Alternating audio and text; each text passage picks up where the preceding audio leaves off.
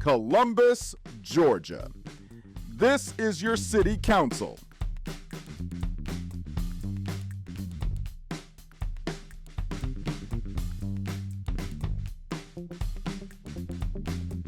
Mayor, Skip Henderson. Byron Hickey, District 1. Glenn Davis, District 2. Bruce Huff. District 3, Toya Tucker. District 4, Charmaine Crabb. District 5, Gary Allen. District 6, Joanne Kogel. District 7, Walker Garrett. District 8, John Anchor. District 9, At-Large Council, Travis Chambers. District 10, At-Large Council, Lindsay McLemore, Clerk of Council, and City Attorney Clifton Fay. Columbus, Georgia.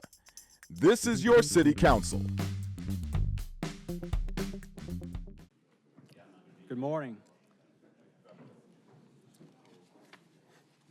My name is Gary Allen, and I'd like to welcome you all to the first budget meeting for the 2027 fiscal year. I'm serving as budget chair this year, and I welcome all those who are watching the meeting or in person. As a reminder, the Columbus Consolidated Government Charter dictates how the budget will operate, and the council serves as the budget committee. The city manager, along with the mayor, creates the budget and presents it to council before May 1st. This is the first of several meetings that we will have, and those dates are May 12th, right after council meeting, roughly around noon, and on the 19th, we will have a budget review meeting starting at 9 o'clock.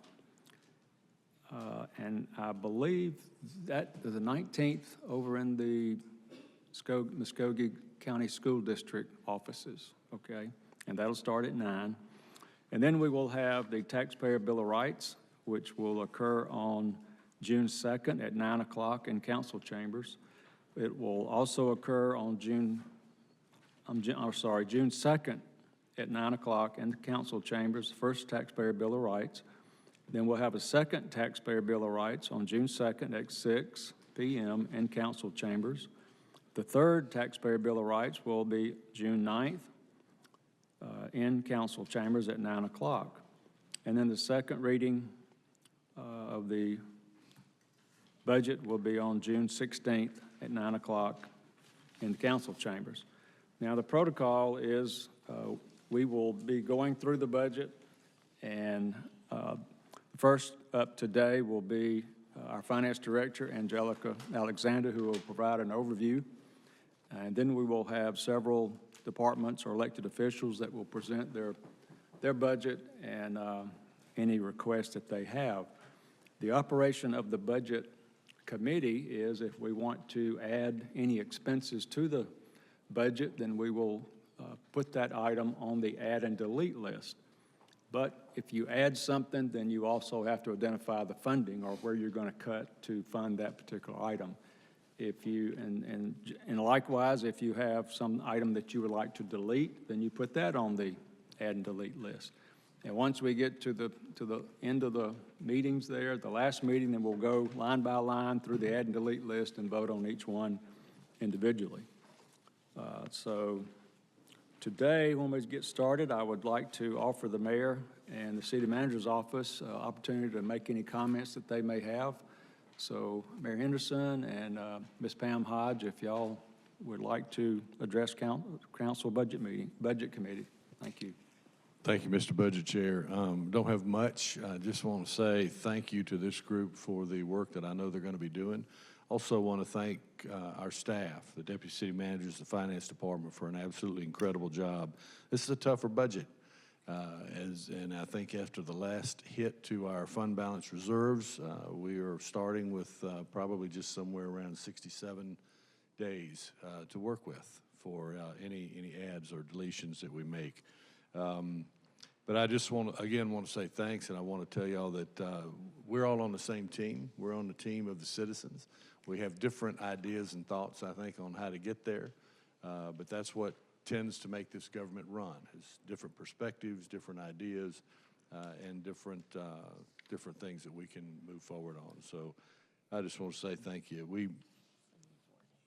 We're 74 days, they told me. I thought we had used some for the last request. All right, I'm going to turn it over to Deputy City Manager Hodge. Good morning, Budget Chair and members of council, members of the Budget Review Committee.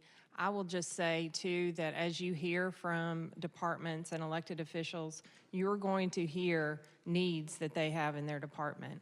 We did the best we could with providing items to departments that were on their top priority list, but we were not able to fund everything that departments and elected officials needed. So you're going to hear requests today, and I would just caution you, we are at 74 days. We've been utilizing fund balance over the last several years, and we just need to be cautious that we don't add additional things to the budget that will continue to reduce reserves going forward. So I appreciate all the time that you're going to spend over the next several weeks reviewing this budget. We'll provide as much information as you need in order to make decisions going forward. So thank you. Thank you all. Appreciate that. At this time, I guess we'll move on into the budget overview, and I'd recognize Ms. Angelica Alexander.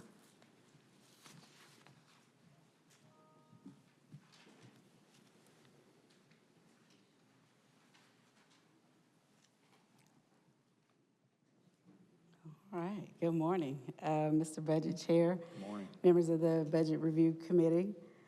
Excellent overview you gave in terms of the timeline, so I do not actually have to give that this morning. I think I do have some reference to it in the slides here, so I'll kind of go through that part as quickly as possible. But in terms of what we'll go over today, in terms of the FY27 budget, it'll be the budget process and the schedule. This overview will be a complete review of the operating funds to include any capital improvement, all agency appropriations, non-operating funds, the other local option sales tax fund. There's going to be a healthcare update today, as well as some department presentations for additional budget requests.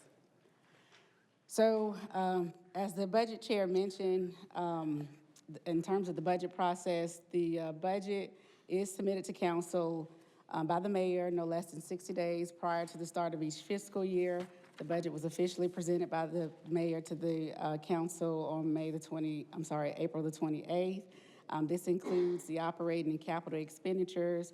It's accompanied by revenue projections, as well as a budget message from the mayor containing any policy, major policy changes, a general summary and overview, and any other important information that may be included in the budget. We do have to advertise the budget once the deliberations of the budget review process have concluded and the add-delete list is voted upon. We do advertise the budget. There is a hearing, a budget hearing that really sort of coincides with the first reading of the budget ordinance. And these ordinances must be approved by the council before the 1st of July. So again, in terms of the schedule, we have some presentations today. The next meeting is May 12th. We have, again, department presentations. Several departments are on the schedule for May the 12th. That meeting is immediately following the council meeting. So tentatively set to start at 12 p.m. May 19th, we will be at the Muskogee County School District building. We have a few presentations that morning, but the rest of that meeting is set for deliberation and discussion of any items that may have been placed on the add-delete list. Then in June, again, we'll have notices in the paper regarding the budget, as well as any public hearings that are required for Taxpayer Bill of Rights. We do have to advertise those meetings a week before the meeting dates. And so we'll do that in June. Got to be June 2nd. Will be the first meeting, as the budget chair mentioned, and then as well as the first and second taxpayer bill of rights hearing, and then the third taxpayer bill of rights hearing will be June 9th, if that is necessary. So getting into the fiscal 27-year budget, our total projected revenues for our operating funds is $382,205,770. Our budgeted expenditures is $402,571,312. There is a utilization of fund balance reserves across all of the operating funds of $20.3 million. 16.72 million of that fund balance utilization is to provide for capital outlay, capital improvement projects, as well as a strategic use of accumulated reserves in the community care fund. In the community care fund right now, we have just over $40 million sitting in that fund. And so there is a strategic use of some of those reserves out of that fund this year. And I'll talk more about that when I sort of get to that fund, but particularly for the general fund, well, I'll speak more about the general fund when we get to that particular fund, but $20 million in fund balance reserves, $16.7 million. It's for capital outlay, capital improvement projects, and most of it is utilizing reserves from the community care fund. Some of the assumptions in the FY27 budget, there's no change in the total millage rates from FY26. So in Urban Service District number 1, the millage rate remains the same at 16.07 mills. Urban Service District number 2 at 10.09 mills, and Urban Service District number 4 at 9.19 mills. There is a 2% increase that we're projecting in the digest with the 98% collection rate. This collection rate is based off of the last 5 years of collections, and that is based off of information that we received from the tax commissioner's office. So that is a blended average based on the past 5 years. There is no subsidy to the Civic Center or the Integrated Waste Fund. There is a subsidy from the OLOS Fund to the E911 Fund, just over $385,000. There's also a reduced subsidy this year of $50,000 from the general fund to Oxbow Creek. Oxbow, the Golf Authority, the golf courses, they have been doing a pretty good job of increasing the revenues for those facilities. And one of the benefits, I guess I should say, is that the subsidy for Oxbow Creek hasn't been utilized frequently over the past several years. And quite frankly, you know, from an operational standpoint and from a budgeting standpoint, the reduction in the subsidy appeared to have been warranted for the FY27 budget. There's no subsidy for Bull Creek Golf Course. The value of 1 mill as far as our operating millage is $5.9 million. The value of 1 mill for debt service is just over $6.5 million. Included in the budget is a cost of living adjustment of 2% for our active employees and 1% for retirees. This cost of living adjustment will be effective the 1st of July. Of course, this does exclude all elected officials. In terms of our health insurance, our contribution strategy remains at 25 75% contribution from the city, 25% contributions from the employees. This remains the same, at the same level as it was in FY '26. We increased it beginning in FY '26 from a 73-27 split, and prior to FY '24, we were actually at 70-30. So incrementally, we've increased the city's contribution towards health care cost and benefits for our employees over the past several years. So there is a slight rate increase for our wellness and non-wellness premiums. And again, the benefits consultant will be here to present. That presentation is next. And so they'll talk more about those premium adjustments regarding the health insurance.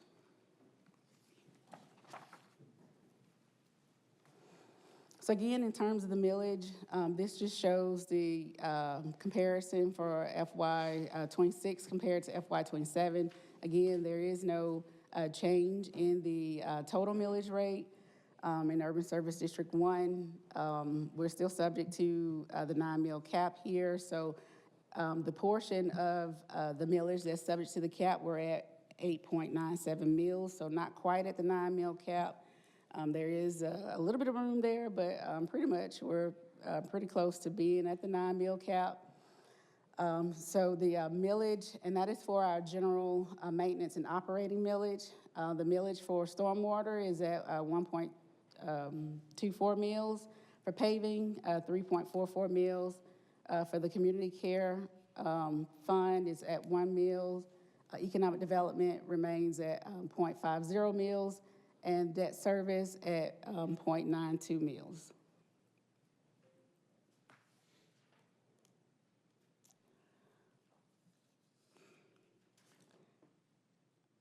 In terms of the operating budget, as you can see from this particular chart here, the general fund represents about 54.8% of the overall operating budget. The other local option sales tax fund is second at 12.8%. And then the paving fund and the transportation fund actually rounds out the top three there, with the paving fund being 5.5% and the transportation fund being 5.3% respectively. As far as the revenues and where the money comes from, this chart just shows where we receive the primary sources of our revenues. You can see general property taxes is 26.1%. And sales taxes is actually equivalent to our general property taxes. So we do actually rely very heavily on our sales taxes from an operational standpoint. It is also 26.1% of our operating revenues.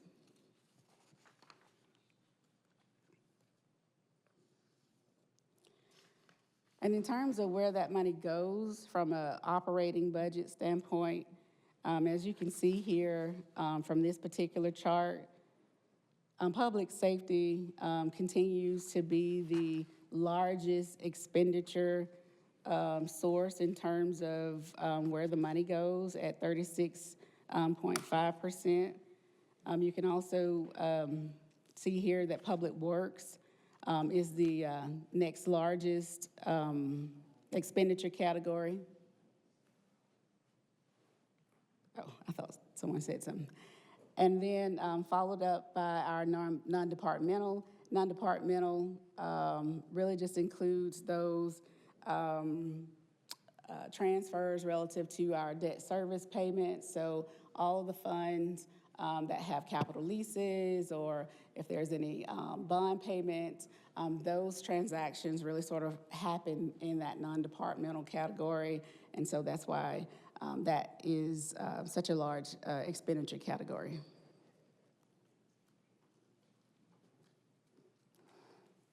This chart here just shows the operating budget by type, and you can see that personnel is our largest expenditure by type, representing about 54% of our total operating budget.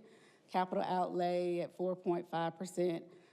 Operating budgets, for those things that we need, such as office supplies, operating materials, and that sort of thing.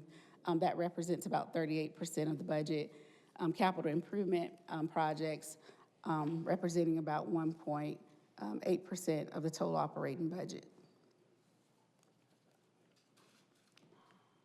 And so I'll pause if anyone has any questions from an overall budget perspective before I dive into each individual fund. We do have a question. Councilman Crabb. Well, maybe this is about to be answered. I just have a question. I'd like you to go in deeper to the community care, because that seems like a really big use of funds balance on this overview. Thank you. And I will speak more specifically to the reserve utilization for community care. So I will get to that, but just starting in the general fund, the revenues that we're projecting for the general fund is $215,500,222. Expenditures are budgeted at $220,776,071. There's a utilization of reserves here in the general fund of just over $5.275 million. And the utilization of the general fund reserves here, we are using reserves to fund some capital outlay. The capital outlay utilization in the general fund is about $1.63 million. There are also some recurring operating expenditures that had to be included in the budget. There was no, we couldn't take the budget back to the base budget for FY26 for our software lease payments. We have annual increases for all of the software that we utilize, all the technology that we utilize. That represented about 1.1, almost $1.2 million. The increase in the inmate food for both the prison and the jail, that was representing about $784,000. Professional and contractual services, that increase was about $561,000. That was for the comp plan. We do have to do a new comprehensive plan, so that's about $375,000. There's also some programmatic changes that need to be made to IES World relative to all of the legislation that's been going on in the state capitol regarding property taxes. There is also some contractual increases that we are obligated to include in the budget regarding mental health for inmates at the jail and the prison. Computer software increases in that of about $168,000. Auto parts and supplies, about $152,000. Operating materials, about $290,000. Electricity increases of about $220,000. Motor fuel, about $114,000. Medical supplies, we're putting more ambulances on the road. That's due to this staffing and strategic model changes for fire and EMS. So there's an increase in supplies that need to be included in the budget. That's about $85,000, as well as the pre-employment screenings. There was an increase in that as we hire and onboard more employees. Obviously, there are things that expenses that's related to that, particularly for public safety, as far as the physicals and whatnot. That's about $85,000. These, again, were operational increases that were required in the budget. So those recurring expenses also utilize the difference of the fund balance. The rest is capital outlay. In terms of personnel, there were some new positions that were recommended in the budget by the mayor in terms of new positions. For the internal auditor, there's a compliance officer at a G 129. In the Finance Department, a Financial Planning Manager at a G 129.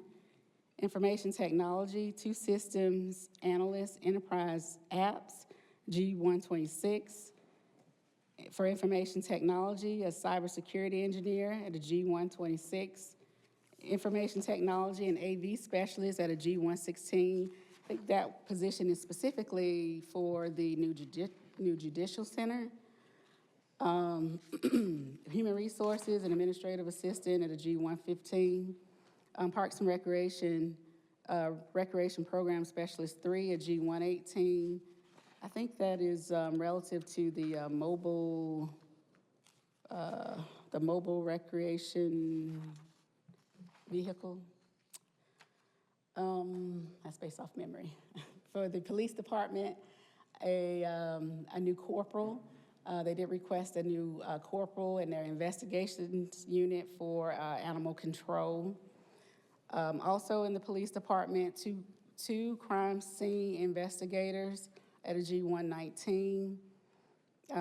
For police, a real-time crime center technician, a G 118. MCP, a corrections sergeant at a C4. For the jury manager, an administrative support specialist 1 at a G 112. For the district attorney's office, 2 victim advocates at a G 117. For the state court solicitor, an assistant solicitor general at a G 127.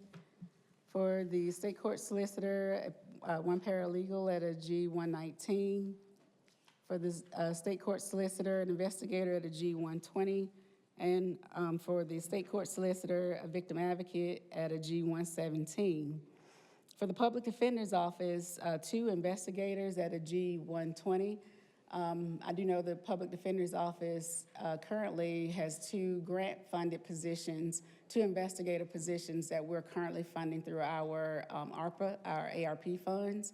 And so this is, that funding is set to run out June 30. So this is the 2 positions that they requested to replace those, the funding source from the ARPA funds. So those are all the new positions in terms of the reclassifications that were recommended in the budget. These are reclassifications, career ladder adjustments, as well as pay adjustments. For the city attorney's office, this is a career ladder adjustment of the assistant city attorney, G 135.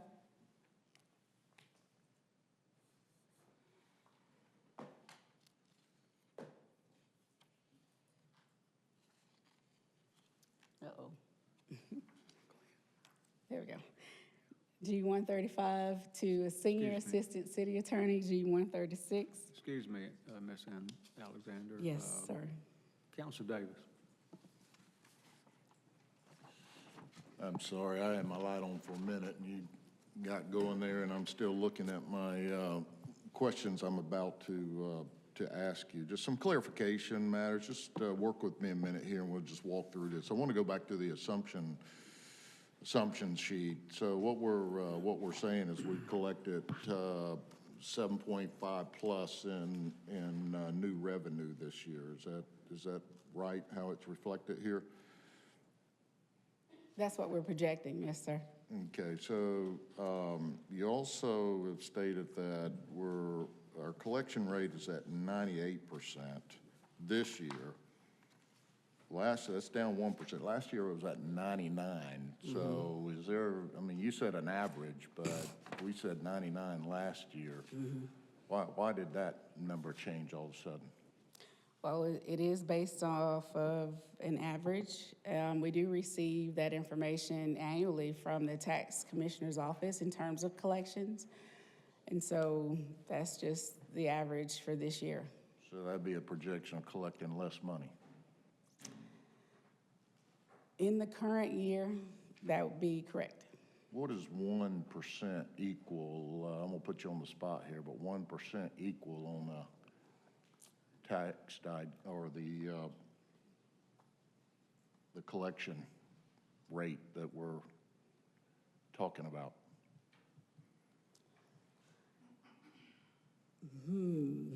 That's a very good question. I don't know off the top of my head, but I will say, Would you just if you break can it hand me my down off the computer. total revenues collected, or is it a certain column we're collecting? Property taxes, which, But I will say, it's It's property kind of on taxes, they about- trend with what I've been seeing in terms of the revenue that we've been receiving from a revenue standpoint.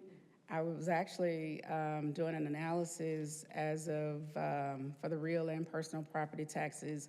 I was looking at this as of March, and what I can say is, as of March for FY '26, we collected across all funds about 87 million, and as of March of this year, we collected across all funds about 85 million. So it was about a 2% decrease in what we actually recorded in terms of revenue, and the dollar for dollar difference in that was about 1.8 million. so really, the collection rate would be off of just property taxes? Real and personal property. Real and personal, and when you add those two, would be close to 100 million? I mean, in terms, Am I missing some? I'm just asking you. well, Those we get- those two, property taxes and personal, the total amount would be what, 100 million? I mean, as far as the digest is concerned, As far as what we're reflecting in as far as what we're collecting, what we're reflecting in our budget. oh,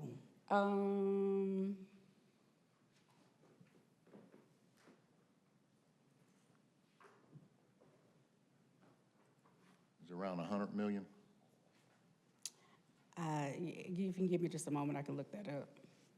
You can continue, I'll look that up while you're. Yeah, I was just going, just for numbers' sake, if it was at 100 million, then we're talking about 1% would be a million, right?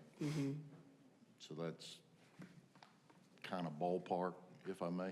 And I will say, it is kind of ballpark, just based off of what I looked at, comparing March of this year to March of last year. It was Right. roughly about 2 million, and that was about Right, I 2%. don't want to get too deep in it, it's just a curiosity of what we would be collecting if we collected at 99 or 97, you know, the differential there, so. So the health insurance, we went up, we're paying about 750 per employee on the, per position on the employees. Is that about right from last year? So the general property taxes, and unfortunately, this does include a little bit more than just real and personal, but general property taxes across all of the operating funds is about 104 million. Yeah, so that's give or take, that's where we're at. Yes. So we're going up, we're adding an additional about 750 per employee on the health insurance side.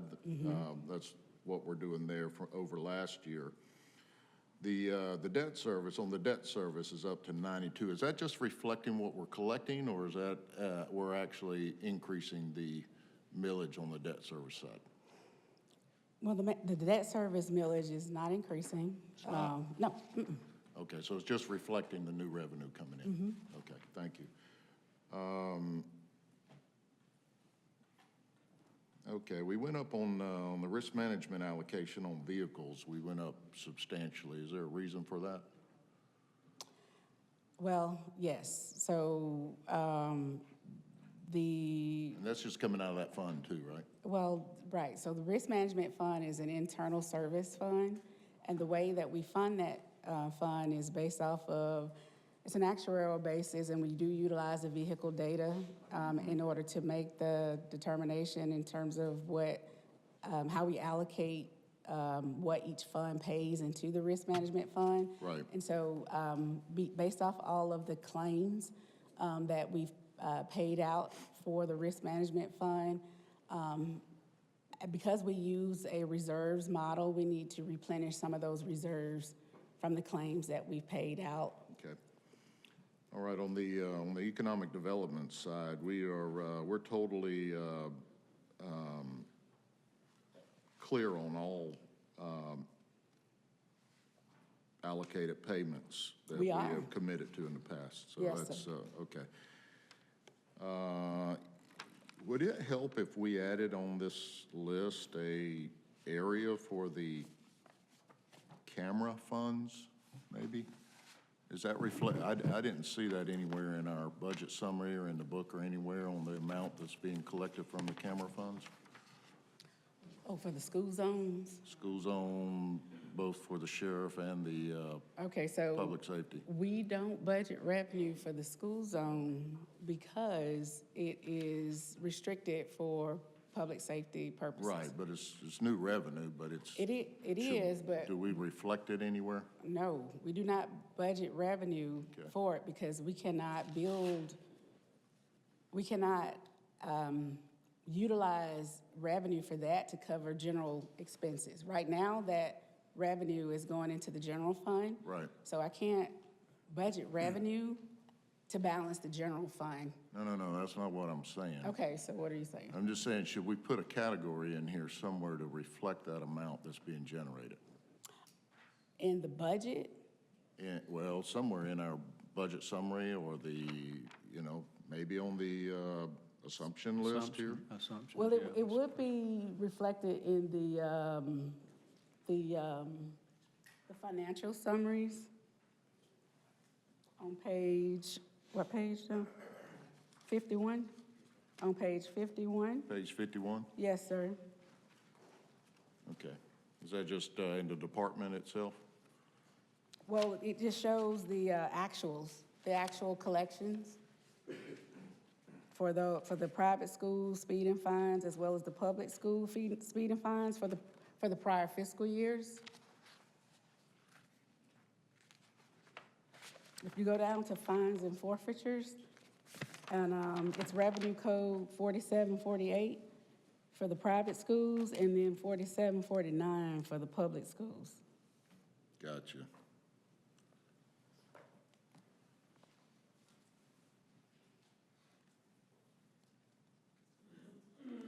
But I do think what I may do, Counselor Davis, is I may Well, the reason move I that say out that of, is I think I'm because, gonna move it out of the general fund. right, the reason I say that is because individual departments will come to us and ask for funding, and we've had them already ask for that money, but, it's a mystery until they get to that point.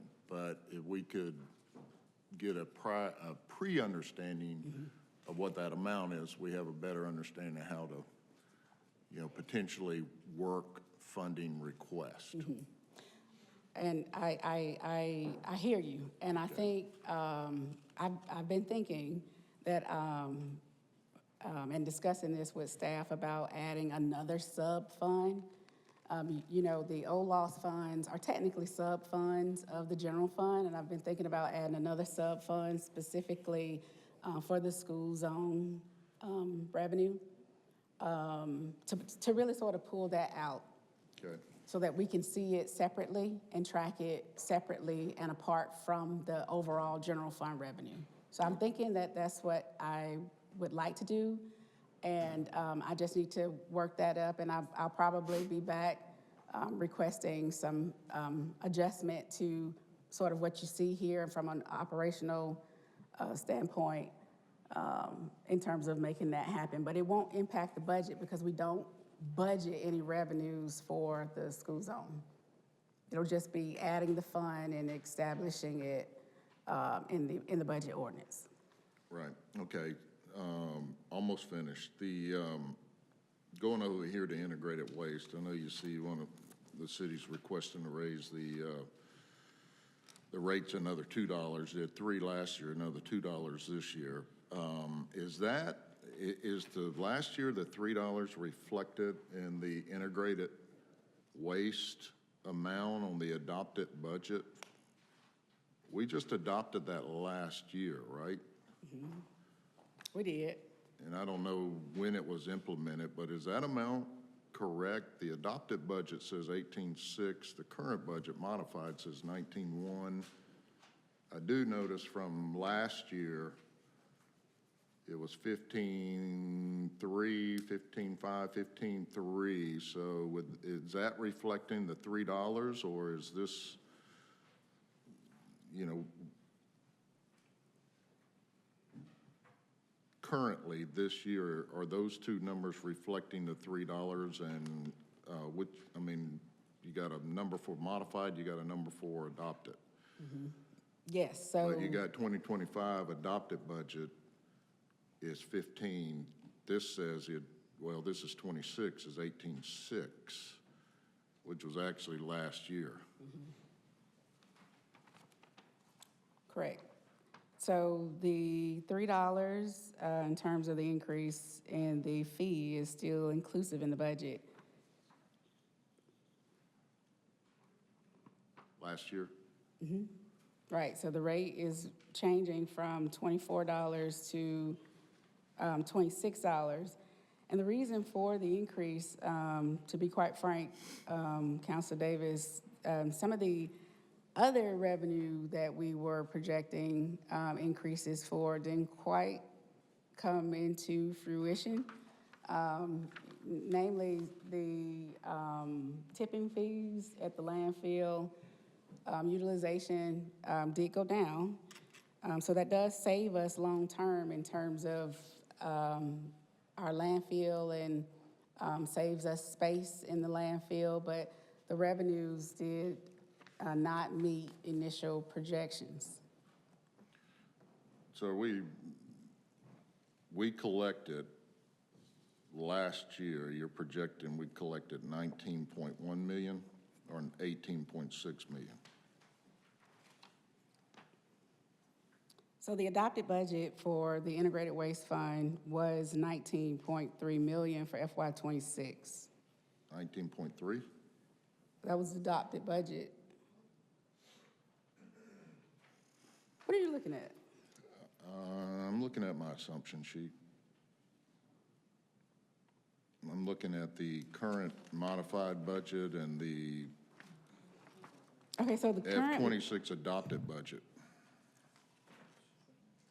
so the modified budget is after the mid-year adjustment, which Right. includes purchase orders that would have rolled over Right, from the prior year. so that's in addition. So but that's the you're saying it's expenditure. 19.3 is what you just said? That was the adopted budget for the Integrated Waste Fund for FY '26. Am I right? Am I reading that right? No, I'm sorry. Oh, my God. Okay, my eyes, I'm sorry, my eyes. 18.6. Okay, $18,637,447. Yeah, you were on debt service. Yeah, I was Sorry, on see debt it. service. That's I'm my- sorry. Okay, that's okay, don't worry about it. Okay, I just want to make sure on that. The GEFA loan, what is a GEFA loan? Oh, the GFA loan? So that's the Georgia Environmental Financing Authority. That was that loan that we applied for, that council approved for us to apply for back in September of '25 to build out Phase 5 at the Did we landfill. actually approve the loan on that, or did we earmarked? That, We earmarked like 1.6 million that was being requested from the consultants to close the landfill, for landfill closure and open the new one, isn't that right? there was some subsidy from the general We fund took to help those with the out of cost. We took those out of the fund balance. And then we talked about taking out a loan. But we raised the fee by $3 for additional funding, which I thought was to cover all that. That was the purpose of that, and we kind of disregarded the loan, or is that, we went ahead and went through with the loan? No, the loan is still a go, and we're finalizing the paperwork. Oh, you're finalizing paperwork. Yes, So sir. that's, was that 6 million, 7 million? It was 7.5 million. 7.5 million? Yes, sir. Okay. and you're gonna use the $3. Part of That the was it. $3, yes, Okay, sir. I'm with you. Okay, and then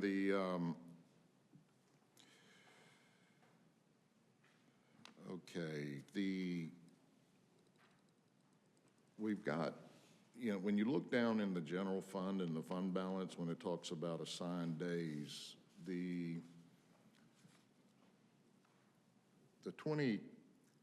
FY 2026 projection was 90 days.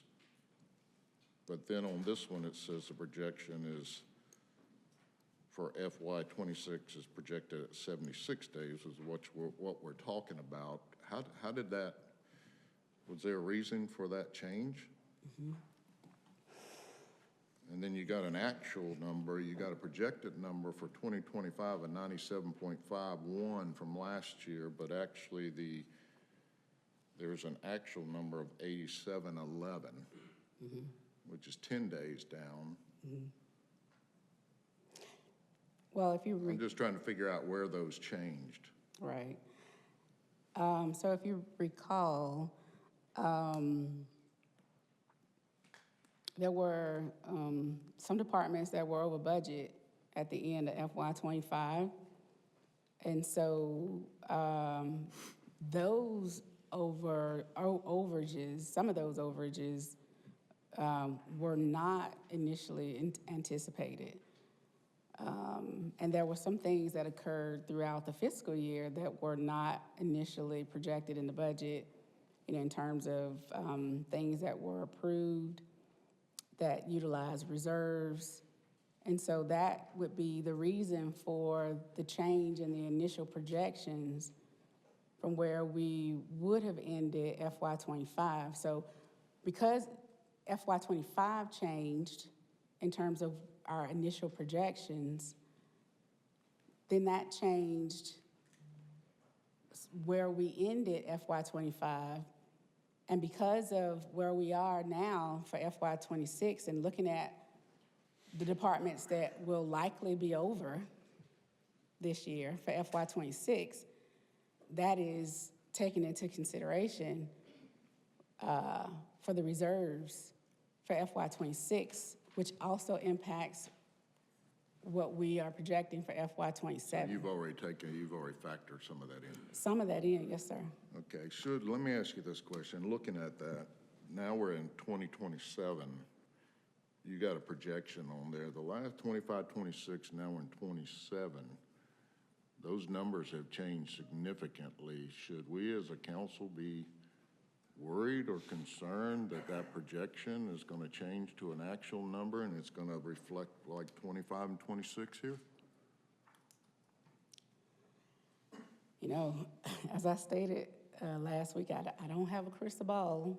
I can only make projections based off of the information that I have currently, and I do the best that I can. I spend a lot of late nights, a lot of sleepless hours coming up with these projections. And, Because You know, I- 24 stayed on par It with what did. was projected, but all of a sudden we've changed, not just changed significantly. well, it depends on the spend. I mean, you have to rein in the spend. So how do we communicate if it's departments going over budget? Most of it, then how are we going to deal with that? I mean, how are we going to address that? I mean, that's what I'm seeing right here that concerns me. And I'm asking, should we, as a council, be concerned? It's an observation, if anything.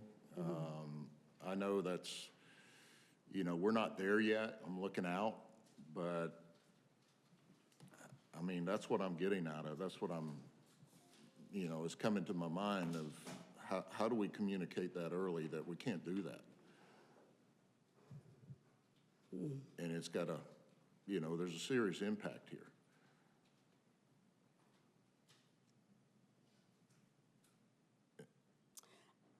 I think you are, I think it's And let me- appropriate for you to be We've concerned. said this, just for my colleagues just in the past. I've been, Councilor Allen Counselor Huff, you've been there before, when we've had this very conversation about going over budget, what it really impacts this year, if you look at our budget, we've been very friendly on the personnel benefits, very friendly.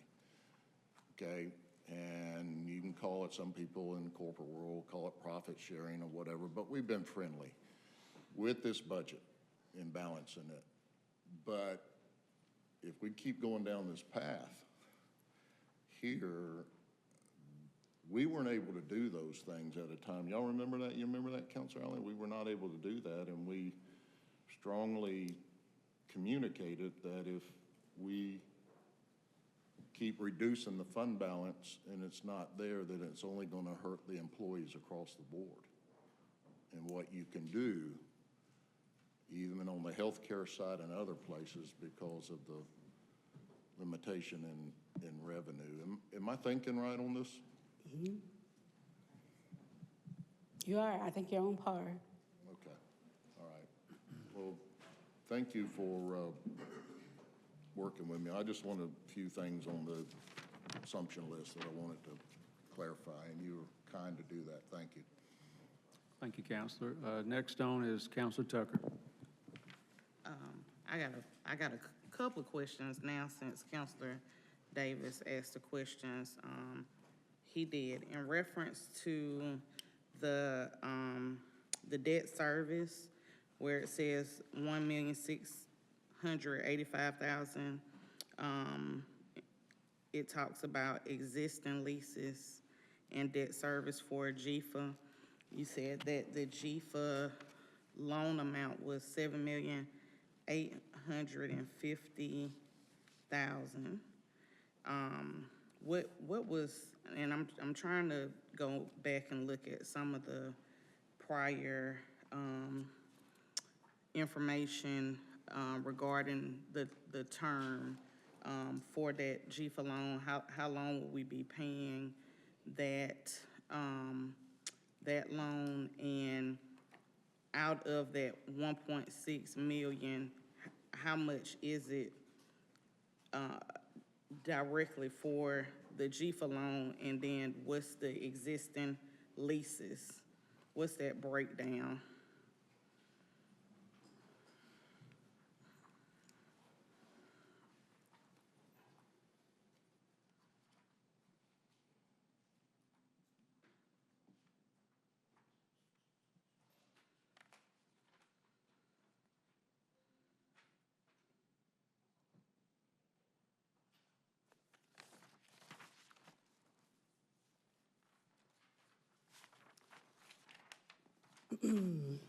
So the breakdown is $1,075,396.24 for the existing leases for the integrated waste equipment. And for the GFA loan is $609,661.68. You said 600,000. 609,661.68. Okay, so the GFA loan is under $1 million, and then the rest is for the lease. Are the leases, existing leases that we have, and you said how long are we paying that, 609,000? The GFA loan will be for a 15-year term. Okay, so we're paying that for 15 years, so we always gotta look at that when we're doing this budget. I just want to be able to capture that, because it's not broken down on our assumptions sheet right here. When going back to, I don't know what personnel position, it was before we got into this general fund, you said something about ARPA, and it was 2 positions. I recall we had a conversation during ARPA that these were temporary positions, and I just want to make sure that I'm recalling the conversation correctly, because I know we had multiple people with these ARPA positions, like the Superior Court clerk had ARPA positions. I'm sure it's a longer list, because I don't know all the departments, but I thought that we instructed individuals who had these ARPA positions that they were only temporary, and to not plan to keep these ongoing after the ARPA dollars dissolve. So we did say that? Yes, Was that's- that one of the things that Well, we said? right, we do tell that to all people who apply for positions through grant funds, that those positions are temporary, and when the grant goes away, those particular positions do go away. That would, and I presume that's why the public defender and the district attorney requested those positions in the budget, in their budget request. Yeah, and I guess I'm kind of, confused, because if we're telling them that it's temporary and we were providing just a temporary, assistance, and how are we communicating that it's not to try to continue on the budget? Well, you know, they are free to make their requests, you know, through the budget process for personnel or directly to the council. You know, as you mentioned, the clerk of Superior Court, she did actually have some positions funded through the state ARPA grant. And I think her positions, because it was the state ARPA grant, and it was a little different from the city's ARPA funds, because these positions were funded through the city's ARPA funds, because they weren't eligible for the state ARPA. Her positions did end a little sooner. So she actually came to council last year and requested additional positions. So some of the positions that she was awarded last year, I believe, replaced some of the positions that she lost from the ARPA grant. It's the, and I don't know if this how they wrote it up, and I don't know how she wrote it up, and I know it's other individuals that had it, but it's specifically, when you were talking, was that this was ARPA, and basically it wants, you know, the department wants to continue with those positions. I just have for me, I have a problem with that, because from the beginning, when we gave these positions, we said that they were temporary, in regards to using ARPA funds, knowing that it's grants that end 2026, December 31st, and it's not permanent. And now we're in short, making something temporary permanent. So I just have a concern with how we're talking about, right now we're talking about more pay for employees, but we're filling, I don't even know exactly how many new personnel that we have added to this budget, but the more people we add, the less we can pay additional funds for our employees, meaning we're talking about maintaining this pay plan that we instituted through Evergreen, but we can't actually implement the pay increases because we're continuously, annually front-loading with all these personnel, so we're not able to truly move people to a true living wage because we're always heavy on the personnel. And I just feel like when we do this, you can pay your personnel more or you can add more personnel. So that's how I'm looking at it. And we started off with a grant, and I just don't, I'm kind of not sure how we had been communicating that this was truly temporary, so.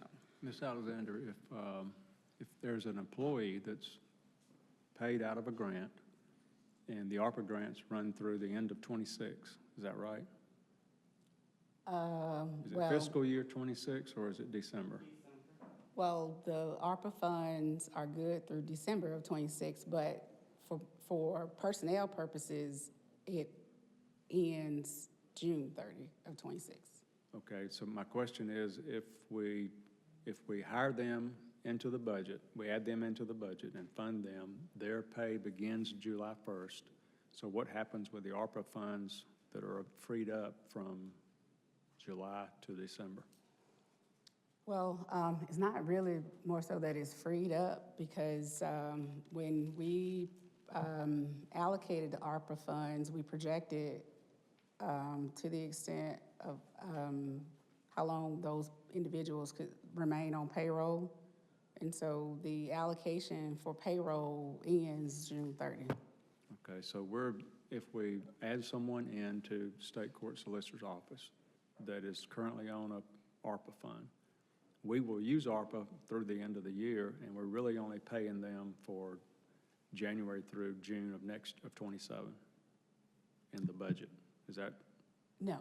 okay, clarify that, please. Yes, okay. So, and this is for the Public Defender's Office, right? Right. Because what we're talking about is specific to the Public Defender, Okay, because they did not qualify to use state ARPA funds. We had to, as a city, allow them to use city ARPA funds to hire additional personnel. In doing so, we were able to extend the time frame in which their ARPA people could be on payroll. Whereas the state ARPA people, they've been off payroll.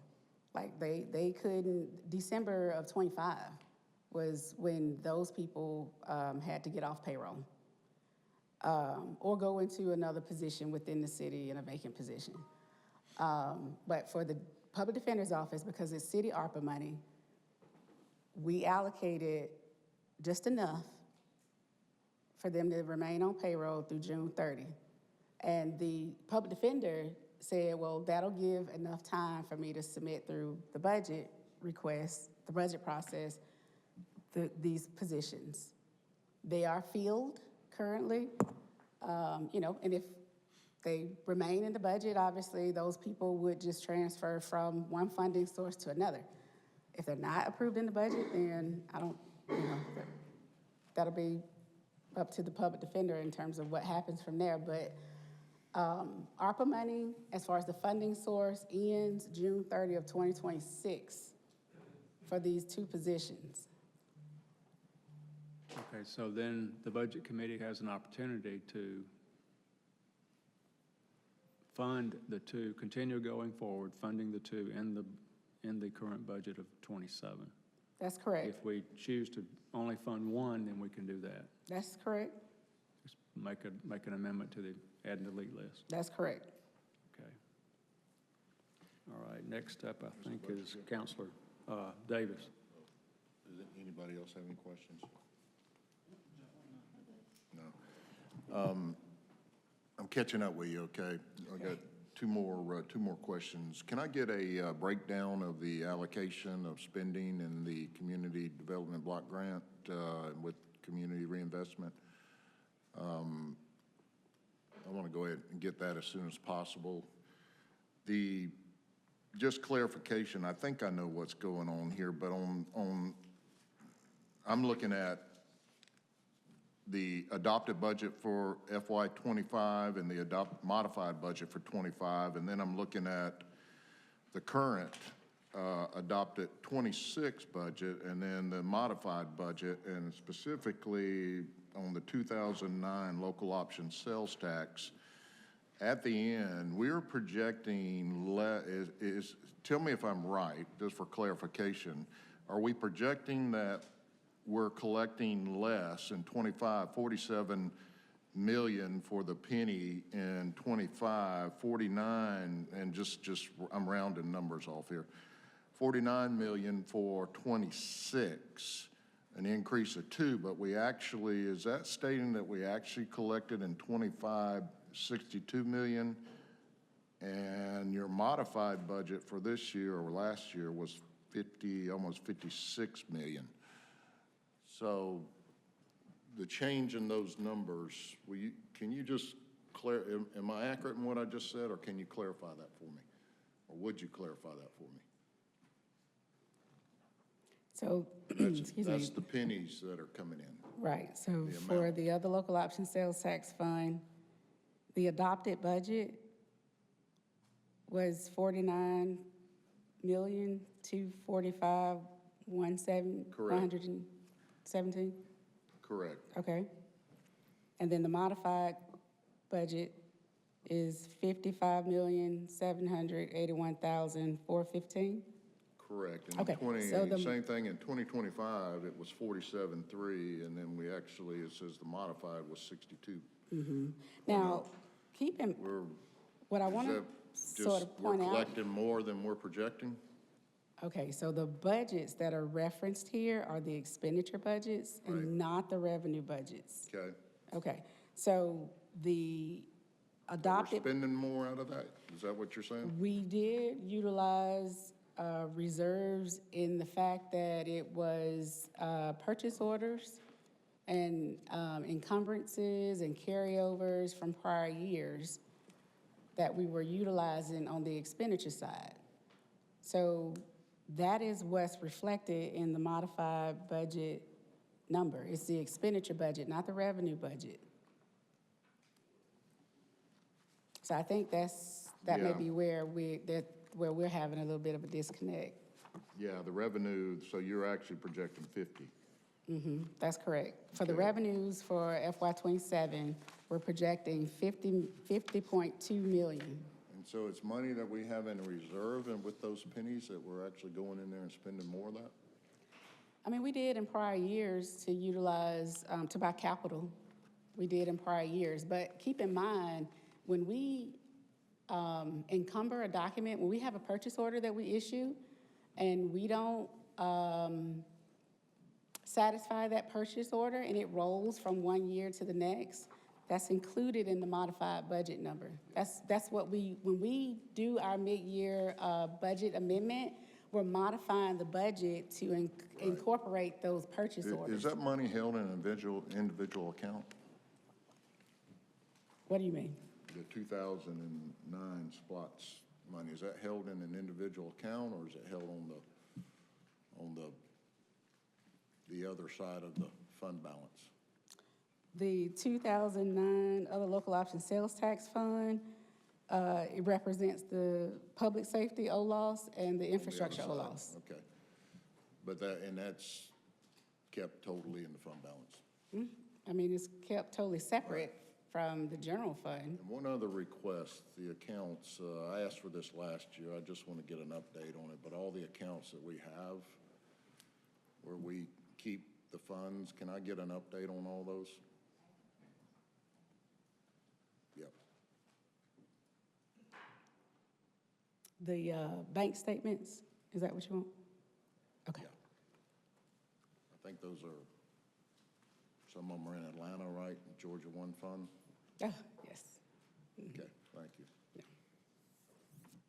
Okay, thank you, sir. Council Chambers.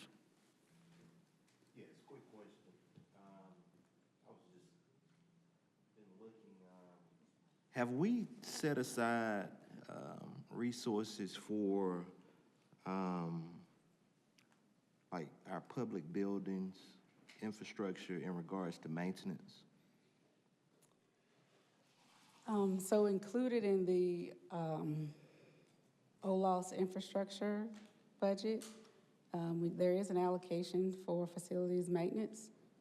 This year it is 1.9 million that is set aside in OLOS infrastructure. Also included in this budget, and I will talk more specific, I was going to talk more specifically about it later on in the presentation. There is some funding set aside for debt service payments relative to A.J. McClung, the possibility of issuing about $6 million in building authority bonds. There's enough set aside to cover debt service on about $6 million in bonds. So are we utilizing these funds for daily maintenance on buildings? For facilities maintenance, yes, sir. Okay.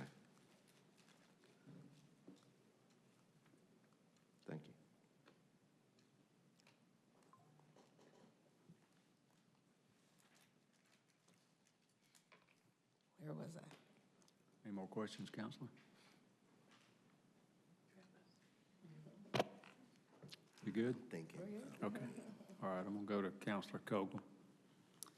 I just wanted to go back to Counselor Davis's comment about the general fund. Can we get a snapshot of the expenditures for the days that, starting from FY '23 actual, so from the 132.01 down to the FY '27 projection on whether, on what those days were spent on, and if they were earmarked or if they were actually spent, just so that we can get, so we're not flipping back and forth between our binders, trying to compare sheets. If we could just have a comparison of, or at least a knowledge of where that, where those days were all spent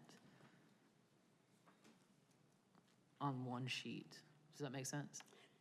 I'm not sure that I understand what you're requesting. So like on our add delete list, I mean, we, like I basically want to know how we went from 132 to a projection of 76 and what those days were spent on. The overages. So what departments were over budget, what we did on add delete lists that brought us down to that, Okay. those days. Does that make sense? I think I understand what you're saying. I'll put some together and then you tell me if it's not what you are requesting. I think I understand what you're asking for. 23, 24. Yeah, from 23, 24, 25. So, I mean, we started at 132 and now we're at 76. And, I mean, there's a lot of questions. I know a lot of my constituents are asking, you know, what was that money spent on? So instead of us going back through, flipping through our add delete lists manually, if there's a snapshot where I can say, well, this department went over budget, or we allocated X amount of money to this project, and for my knowledge, I'd like to know if it was earmarked or if it's already been spent. So if we haven't completed the project yet. Gotcha. I think I understand what you're saying now.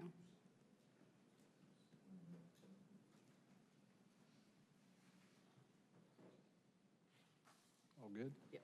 Okay, thank you, Counselor. Counselor Crabb. Thank you. I wanted to tag off of what Counselor Chambers said. I would like to ask that the facilities maintenance interim director present to us. I know this is a new division, and when we approved that hire or that division, we did it based on them coming in and setting up a plan, a maintenance plan, and all of this, setting up a new division. So we've never received an update on those actions. And I would like to see that, I see that, you know, like Public Works has their own little section in the overall scheme of things. I really think that this needs to be set up in the same way. It doesn't fall under Public Works anymore. It falls under its own director. And so it's really important. We're putting a lot of new buildings into our bucket, and they need to be maintained from day one. We can't get ourselves into the position that we're in now, where we're having to rebuild buildings. And we would be smart to set aside a chunk of money that's budgeted for maintenance on these buildings, because just from my experience as a property manager, it's a lot less expensive if you take care of the repair early than you let it go and we don't. It's much more expensive, especially when you have to build new buildings. So we need to get into that mindset And this new department, we need to bolster it up and we need to build it and we need to get into a mode of maintenance, not replacement. So if we could get a report from him, I'd appreciate it. Yes, ma'am.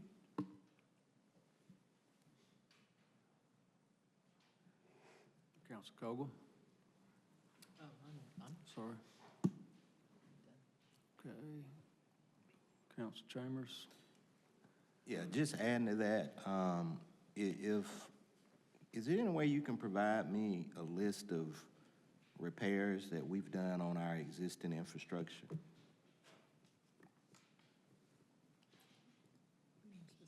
So. On our buildings, just our existing buildings, what, So we do, yeah, do we We have a work order system? Do we have a work order system in place? we do, but what I was gonna say, specific to the, and I don't know if this is gonna answer some of your question, but specifically to the OLOS infrastructure funding that is set aside for facilities maintenance.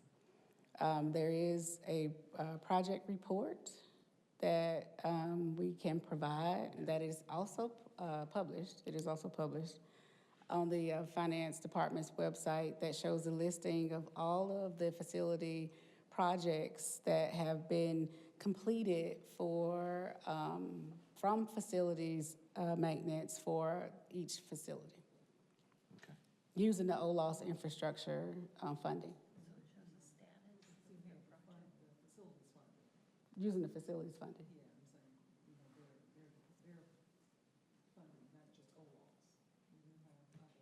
Well, there is other funding for facilities in the general fund, but that isn't broken out by facility. It's a bucket of funding. It doesn't, it's a little harder to say which facility, I mean, it's not hard to say which facility, it's harder for you to see which facility. It doesn't very plainly say Boxwood Rec Center or whatever. But, well, I mean, we have the information, it's just not, it's just not published, I guess I should say, but except for the OLOS infrastructure. So there is that I can provide to you at any point. And then for the other facility spending, there is a report that can be ran. Each facility is assigned a location code, and we have to give you, you'll have to read it by location code. So we can run the report, and it'll show by location code how much is spent for that location code for each fiscal year. So. It does. Mm-hmm.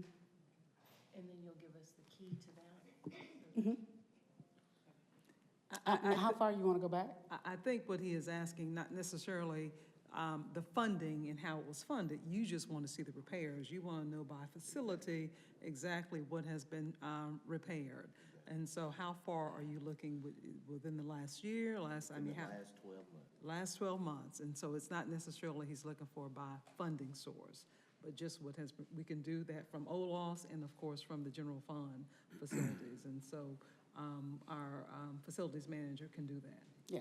He can do that. Yeah, we'll run the reports for Alan. He can put it Yes. together however he wants to. I mean, it'll be through the work order system and then otherwise they have it different ways. But we'll provide that information to you. Mhm. Council Tucker?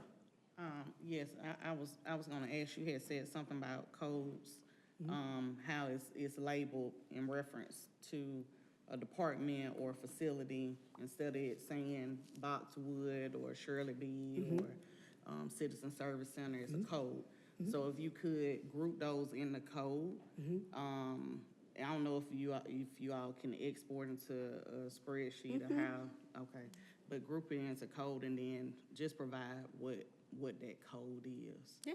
You know, for those areas, but that way people can, and I'm saying people, but you can visibly see what has been done What has been spent for that based on facility? that code and that links to that facility. Okay, Counselor Davis. Thank you. So some points just came up, and it's on my question list, so I'm just going to go ahead and put it out here. I was going to wait, but I'm going to go ahead and put it out here. You had mentioned earlier about A.J. McClung, specifically about potential funding. Is that, we're moving forward with that this year, right? That's already factored into the budget and in our plans? It is factored into the budget. Okay. For the $6 And I million. guess, let me just say, I know 1 year, 24, I want to say, we talked about this, about earmarking money for Parks and Recs, and we're still, I think there were some questions asked about where actually that money was allocated or spent. We've talked about, I know pickleball's already funded, that money's sitting somewhere, so it's moving forward. We've got money based on maintenance and all. We earmarked, 1 year, I think we earmarked $6 million for maintenance, emergency money for the jail. I know we've already tapped into that, but that money's sitting out there somewhere. I guess what I'm asking is, what you just mentioned about A.J. McClung, that's factored in the budget, and some of these other things, they're all blended into these budgets, and we're moving forward. It's not like they're on hold and we're waiting. Is that correct? For the projects that you referenced, that would be correct. The Yeah, funding those has already been set aside for those projects. For A.J. McClung, what is factored into the budget for '27 is the debt service on a bond issuance of about $6 million. Right, so we don't have to talk about those. Those are moving forward. That's probably the best way to put it. Am I right on that? Including A.J. McClung, or is there something we need to do to go Well, ahead I and think initiate that? there's obviously to issue bonds. I mean, it's gonna have to actually come Right. back to the council for the Okay, official resolution and all those things, but we And do I have know to we made decide some what we're gonna do for $6 adjustments. million. We made an adjustment specifically out of the community care fund, I think, to help work in some of these areas. And it seems like it's interesting, that money's already back in we're projecting it to be back in there, with the increase of the millage. But are we gonna be utilizing that, or is that already spent somewhere else? Or allocated somewhere else? The millage that was reduced from the community care? Yes, it's already been utilized for, in the budget. Okay, are we gonna use that specifically on some of these projects moving forward to use that money to leverage funding? Well, what we're using that for specifically is what it was utilized for last year, which is to assist with paying for the debt service for Golden Park. Okay, all right. Thank you.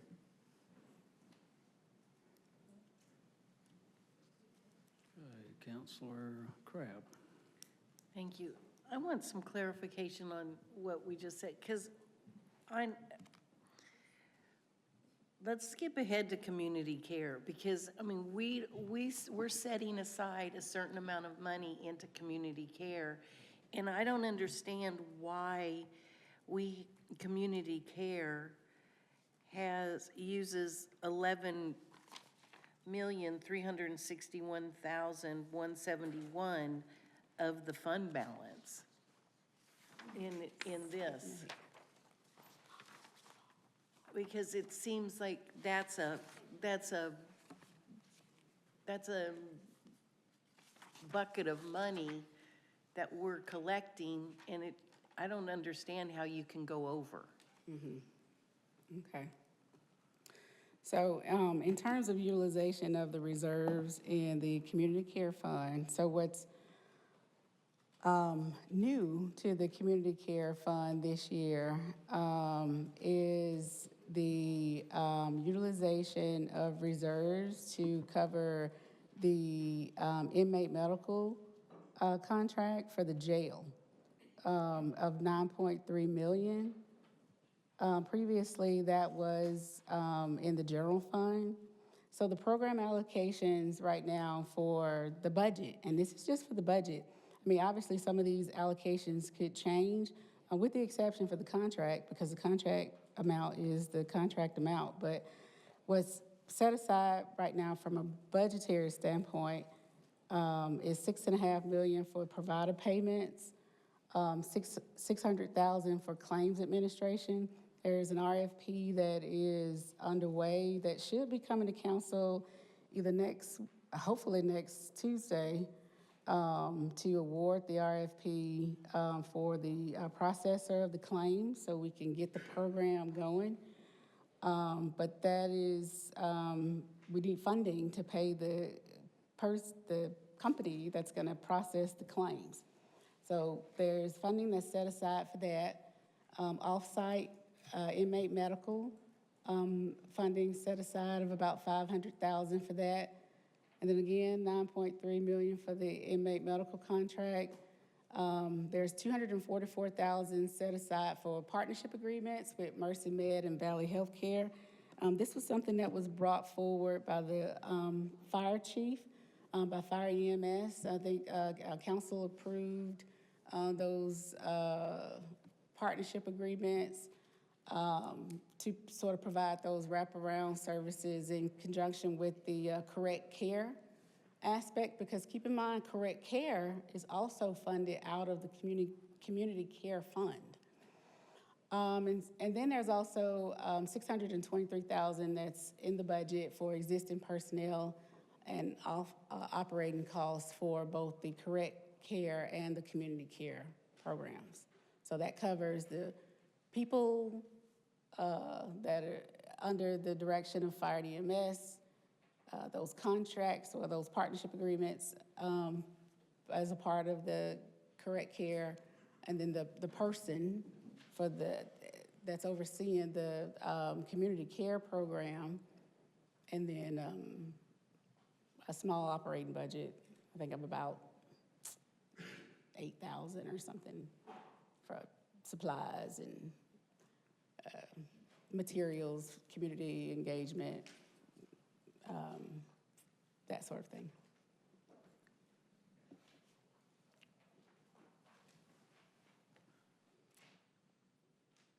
Okay, Council Tucker. All right, how much do we have total in the community care fund? Right now it's $40 million. 40 million. Yes, ma'am. And how much do we add every year to the community care fund? Because this comes off of a millage, right? Mm-hmm.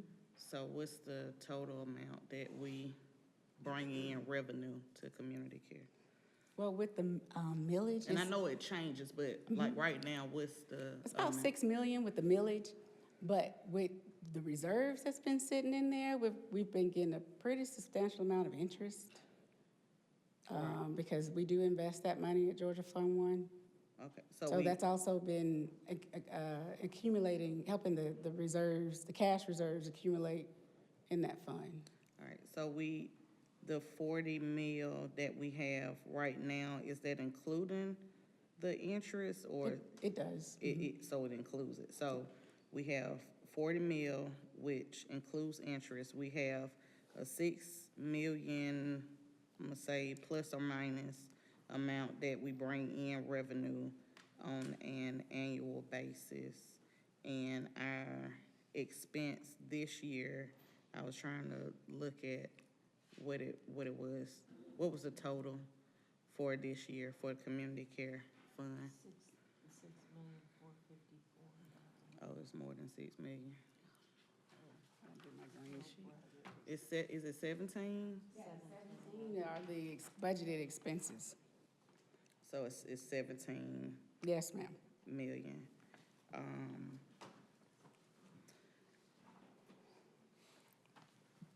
From a finance director perspective, is this 17 million a reoccurring amount? Or is this is an outlier, and it's the only time we will see 17 million will be less going forward?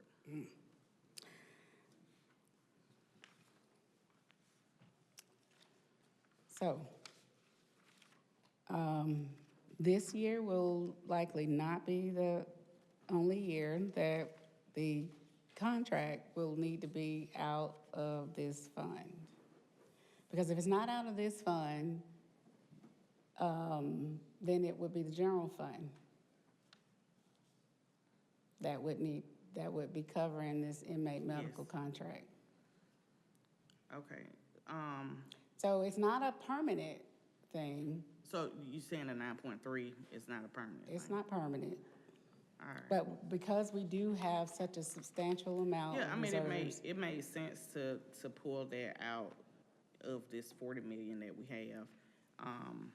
I guess my concern is, how long will we,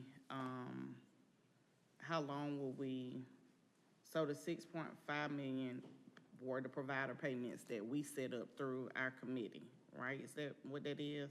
That is, Okay. when that's we was what we talking were about that. projecting. Well, that's how much, the maximum amount that we will allow to come out the community care fund for those tiered providers. Right. And I'm just, do you think that we would use this amount next year? Yes, Okay. So if we're going into next year, so then it's close to 30-something million, right? I mean, 15 plus 15 is 30, add 4, that's 34. 34 million out of 40 million plus. but keep in mind, you're 6 gonna million. add 6 million this year, Yeah. you're gonna add 6 million next year Yeah. in terms of the revenue. So you're So still we're you're gonna taking from add- it, but you're gonna add money back to it. We're gonna too. add a total of Just say 12. 12. So that'll be 52 million minus the 34, leaving us with, 22. I guess I'm real, like, long-range planning, and 1, 2, 3. So what would be our plan for year 3, with 22 million? Year 3 would hopefully be the last year that we would utilize this funding source for the contract. Okay, okay. So that'll be less 9.3 million out of that 17. All right. And my thing is, you know, I would say this, that way some don't realize, I feel like we are special in this aspect because a lot of communities don't have a community care fund / what is called indigent care. Macon only uses the state. They don't put any extra millage for indigent care, and many other counties don't do this. We are very unique that we provide an extra amount of funds to help with health care in the state of Georgia. So I just want to make sure that we continue having the availability to do the top portion, which is provider payments. That goes to people like Valley Healthcare, to New Horizons, and some of the other people like St. Francis and Piedmont. Right. Understood. But you get what I'm saying? So that's why I was trying to see, like, how long can we sustain this amount? Even if we have to tier off, like pay some to balance it, but not go all the way to 17 on year 3. The goal is to not utilize this funding source beyond year 3. Okay. And then we just gotta figure out how to manage it, because healthcare is going up. It is. And that's where this balanced budget part takes place. Thank you. Yes, ma'am. Okay, that's all. All right, Go ahead. Thank you. go back. Should I go back? All the way back? Do you really want to hear every position in the general fund?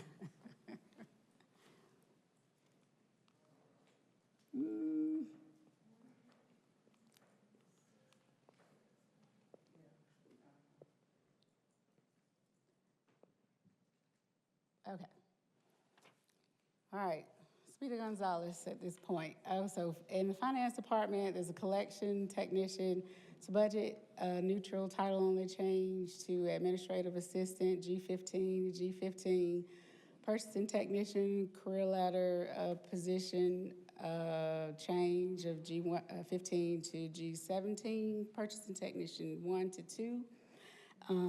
Finance buyer, this is also a career ladder change of buyer 2 to senior buyer. In information technology, 4 application developers, G124 to 4 system analysts, enterprise apps, G126.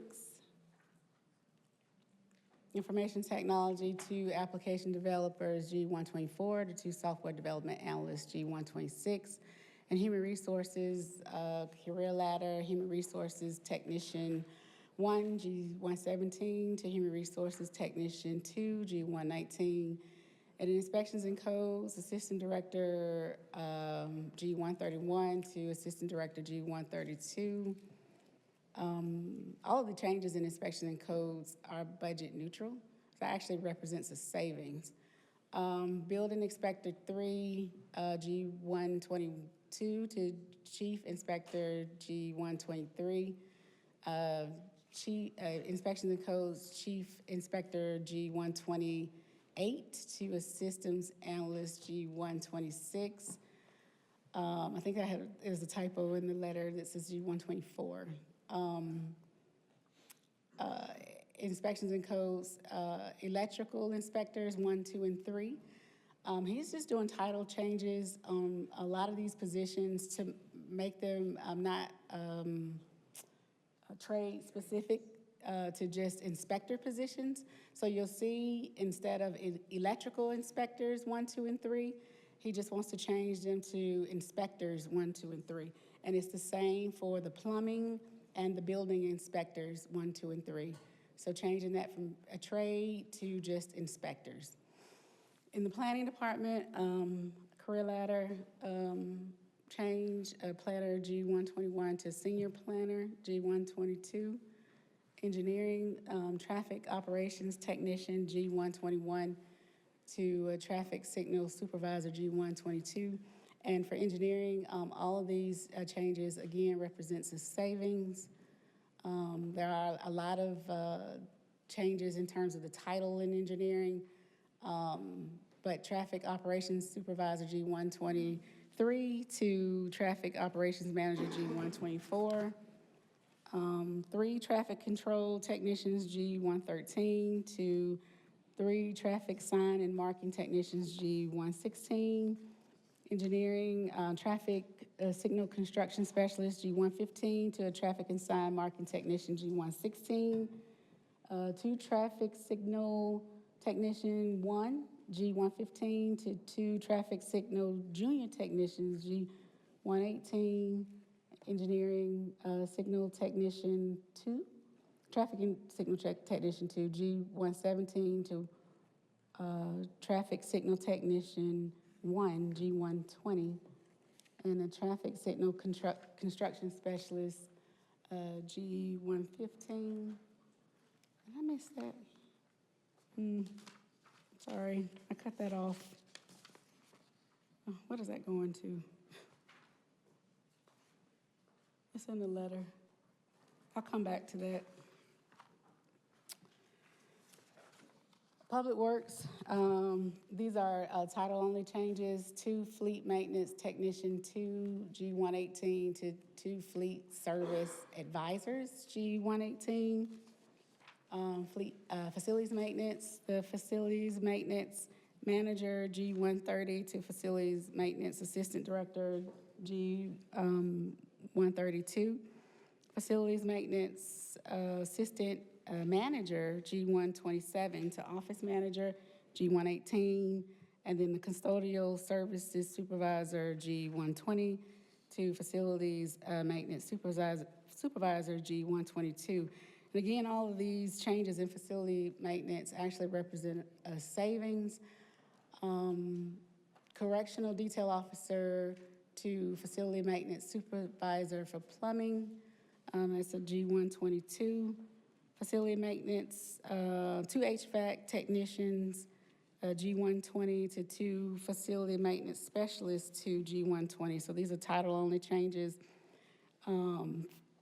It's just essentially changing the title on facility maintenance supervisor for the Citizen Service Center to City Hall, 2 electrician, 2 G120 to 2 facilities maintenance specialists to G120, 3 facility maintenance supervisors, G122 to 3 facility maintenance specialists supervisor, G122. And then we have the similar thought process for facility maintenance in some of the trades, turning those from being trade-specific to facility maintenance specialists. So 3 plumbers, G119 to 3 facility maintenance specialists, G119. 2 carpenters, 2 G120 to 2 facility maintenance specialists, G120.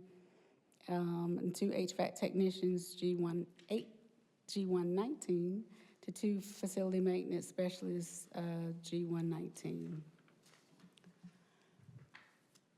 And the last one for facilities, 3 additional carpenters, G119, again to 3 facility maintenance specialists, G119. Parks and Recreation, reclassifying a program specialist 3, G115 to a recreation program supervisor, G120. In Tax Assessor's Office, this is a career ladder adjustment, appraiser 3, G121, going to appraiser 4, G122. The Police Department, criminal records technician, G113 to a records supervisor, G117. Fire and EMS, 3 sergeant investigators, F3, going to 3 lieutenant investigators, F4. And also in Fire and EMS, a business analyst, G130, step 3. This is a grade correction. The position was actually graded as a 126, so we're just correcting the grade for the position. Jury manager, it's a part-time administrative support specialist 1. It's part-time, G112, going to a full-time deputy clerk 2, G115. And then for the state court solicitor, increasing the tie-in salary percentage by 5% for the solicitor general, the chief solicitor general, and the city attorneys. The senior attorneys. So in 1993, so there was additional discussion with the city attorney's office in that in 1993 it was House Bill 1002, which originally authorized local supplements to the Solicitor General and others. It was actually updated with the 2003 House Bill 649. 649 added local supplementability for the Superior Court judges and the probate court judge. But the increase to the tie-in percentage for the Solicitor General will essentially be a local supplement because the local act for the Solicitor General, the language in there for the salary says that the solicitor shall receive an amount equal to not less than 85% of the district attorney's salary. And the other language for the other tie-ins reflects the same, an amount equal to not less than whatever the percentage is. And so, so long as it's not less than the tie-in percentage, the percentage can be increased. And again, this is with discussion from the city attorney's office. So there is an increase that's in the budget for those attorneys. For the sheriff's office, these adjustments are budget neutral. Executive assistant for the sheriff, G124, step 19, increasing it to a step 34. For correctional officer, step 4, increasing that to step 18. There's a deputy clerk 2, G115, step 8, increasing the step to step 19. For an administrative assistant, G115, step 31, increasing that individual to a step 41. For deputy clerk 2, G115, step 13, increasing that step to step 28. For administrative operations manager, G122, step 5, increasing the step to step 13. For deputy clerk 2, G115, step 3, increasing the step to step 16, sorry. There's another deputy clerk 2, that's at a step 6, increasing the step to step 17. A senior deputy clerk, G117, step 5, increasing the step for that position to step 17. And then there's an accounting clerk, a G113, that's at a step 5, increasing the accounting clerk individual to a step 11. And the sheriff is accomplishing all of that by deleting an investigator position in the budget. That's a PS 2. Also, deletion that's in the budget for the internal auditor is a deletion of it, forensic auditor. I'm sorry, the typo there, it says forensic audit instead of auditor. Also, for the deletion and the addition of the new position, both of these are effective August 1st. That is not reflected here, but it is effective the 1st of August. Could we go back to the solicitor, a couple of pages back? If I recall, council approved, he has a $100,000 discretionary fund. Is that what is funding these changes? It's not? Okay, do we have a breakdown of how he has used that amount of money?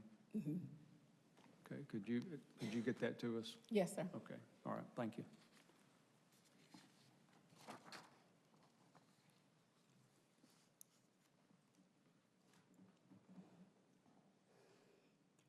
I won't belabor you with going through all of the capital, but there is 1.6 million in capital outlay that's approved, that's recommended in the general fund budget for IT, for some vehicles, for inspections and codes, some replacement vehicles, for engineering, for an asphalt grinder, as well as some cameras and an access control system for the sign shop. In Public Works, there's a lot of equipment that's listed here for the cemeteries, but the first item that's listed there is for the fleet yard. There's a privacy screen. And then again, the rest of the equipment that's listed there is specific to the cemetery. There's an excavator, mini skid, steer loader, a trailer, inmate van, some zero-turn mowers, a Gator Ranger, a ground penetrating radar, and a 20-foot trailer. For facilities maintenance, there's a plumbing jetter. Excuse me, Ms. Alexander. Yes. Counselor Tucker. Are we keeping like a list of the lifespan of our capital outlay in reference to the vehicles, like when we purchase the vehicle and how long? I'm asking, I don't know when and I've been looking through the book and I didn't see it, and it might be on there, but in regards to like the street sweepers, were they listed for this time, and when was the last time we purchased them? Last time was, we did a lease purchase of the street sweepers. I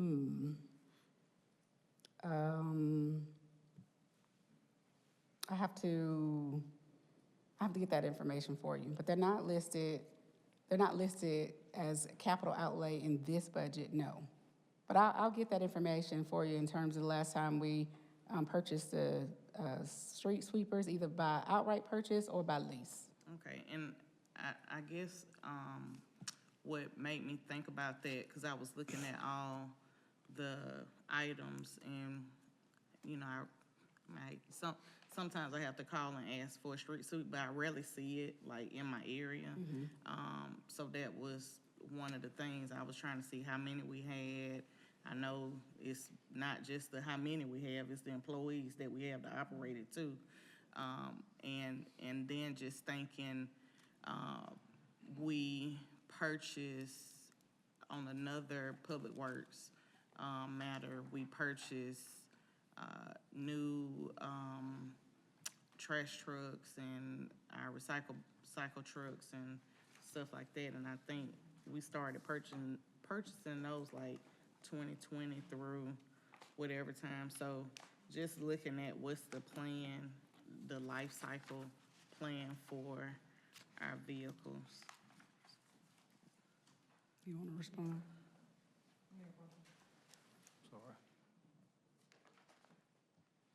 Yeah, just to answer Councilor Tucker's question, we do keep a replacement schedule for our equipment and keep up, of course, with the useful life of each of those so that we know how to program the replacement of all of our vehicles. All right, So we do keep that. do we have access to see all that? That way when we're. We can certainly provide that to you. Okay, and it's, you know, when we're having these conversations, because I know sometimes things don't make it to the list, and then we have individuals coming asking for add, delete, then we'll be able to pull out that Okay. replacement list to see Sure. which ones we probably would need to add.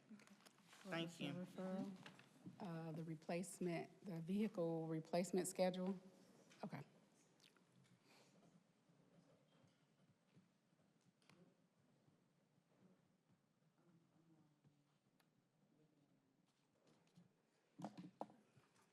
Please continue. Okay, yes, sir. Facilities maintenance, the plumbing jetter, that's new equipment, utility vehicle, the utility trailer, and two scissor lifts. For Parks and Recreation, they did deem this equipment as a priority for them. This is all relative to the aquatic center, a timing system, dive blocks, BAF air circulators, diving boards, and backstroke flags and posts. Also, for Parks and Recreations, digital powder kilns, ceramic clay and glaze, elliptical machines, dumbbell and storage racks, exercise balls, step bench, riser, and racks, and two-tier folding chair dollies. And I think the exercise equipment is specific to the senior centers. For the tax assessor's office, more vehicles, they're replacing some vehicles. I think one was totaled out in an accident. Then there was some positions that they received that they need vehicles for, as well as iPads for those new positions that they received last year. For the solicitor's office, replacement vehicles, they received some pool vehicles that they need replaced, and then for recorder's court, replacing the carpet in the courtroom. That was all of the capital for the general fund. In terms of the fund balance reserves, again, we are projecting that we'll end FY26 with about 76.08 days, and that leaves relatively what we're working with for FY27, 74.44 days. The value of a day for FY27 is just over $732,000. So that is the value of a day for FY27. Moving into the stormwater fund, this fund is balanced with zero utilization of reserves at $7,280,316. Again, this fund accounts for stormwater activities and drainage. This is primarily funded from property taxes. The millage rate remains the same at 1.24 mills in Urban Service District 1 and .20 mills for Urban Service District 2. In the Stormwater Fund, there are a few career ladder adjustments in Public Works. Equipment Operator 2, G120, going to Equipment Operator 3, G121. Maintenance Worker 1, G114, going to a Maintenance Worker 2, G115. And a Correctional Officer, this is a reclassification, Correctional Officer 1, a CO1, being reclassified to a Stormwater Crew Leader, G122. There's a small amount of capital outlay in the Stormwater Fund, just over $538,000. For engineering, it's a Carlson GPS unit. This is a replacement unit. They're also requesting a couple of iPads and a pole camera. In Public Works, just over $494,000 in capital outlay for a flatbed dump truck, a Gator ATV, 2 closed tractor trailers, a 7-yard dump truck, a trench roller and compactor, a skid steer, and a zero-turn mower. There is capital improvement project money also included in the budget for the stormwater drainage projects of $517,652. For the paving fund, this fund is utilizing a little bit of reserves for capital improvement projects and capital outlay. If it were not for those two things, there would be no utilization of reserves. So no recurring expenditures, only capital items. So the revenues are projected at $19.9 million, expenditures at $23.3 million, with a utilization of reserves of about $2.4 million. Again, this fund accounts for the maintenance and improvements of roads and bridges. It is primarily funded with property taxes. The millage remains the same in Urban Service District 1 at 3.44 mills, 0.55 mills in Urban Service District 2. There are a few personnel adjustments in this fund for the engineering, a career ladder adjustment for project engineer, G127, step 26 to a G127, a reclassification, a G127, step 26 to a project engineer, G12733. For Public Works, 4 equipment operator, 2 career ladder adjustments, G120 to 4 equipment operator 3, G121, sorry, I'm missing the word operating there. Public Works part-time maintenance worker 1, G114 to a part-time environmental compliance officer, a G120. This is in their community services division. And then they're also funding in that community services division. They're reclassifying 2 part-time maintenance workers to a full-time environmental compliance officer, G120. I think these environmental compliance officer position is supposed to help with illegal dumping. Capital outlay in the paving fund for the engineering department, just over $10,000. They're requesting some iPads, a laptop, a Mavic 4 Pro drone, and what am I doing here? Oh, I think I moved, okay, so there's an item for Public Works that's under engineering. So the farm tractors is actually supposed to be under Public Works, under the $1.4 million allocation for Public Works. So my apologies for that. It was 2 o'clock in the morning. So then John Deere zero-turn mowers for Public Works, a large bucket truck, a small bucket truck, 1 refuse truck, 16-foot, and then 10 mobile solar-powered cameras. There's also capital improvement funding of $1 million included in the budget for the paving fund. We've already discussed the community care fund. Unless there's additional questions about it, I'll skip through it.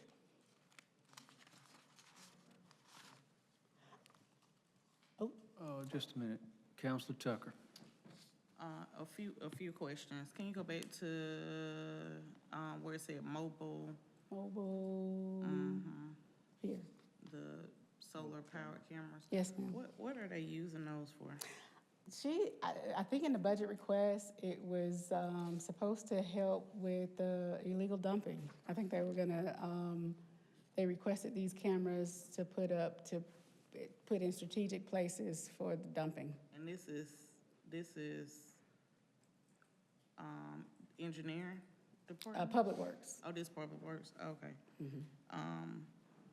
And I was trying to see, it was something else about projects. What was it? The $2 million that we were over, what those projects were? I'll let you answer it.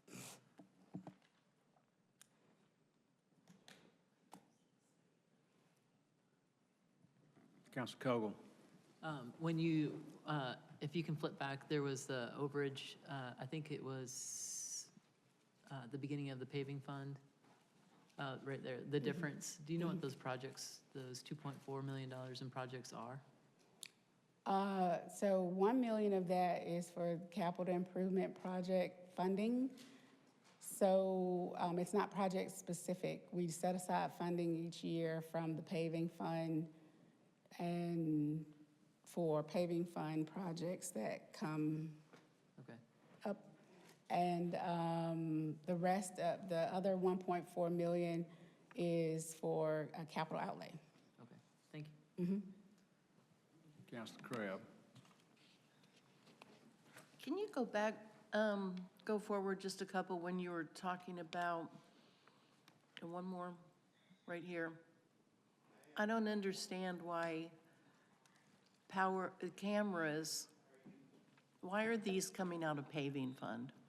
It's the Community Services Division that's part of the paving fund. So it's for the right-of-way. So the Community Services Division, that's the division where, I think where people, like if they have, if they're assigned like community service work, that's the division that facilitates that, where they go and they pick up trash from the right-of-ways. They're the ones who take care of the cameras and all the issues with the cameras. But what does that have to do with paving?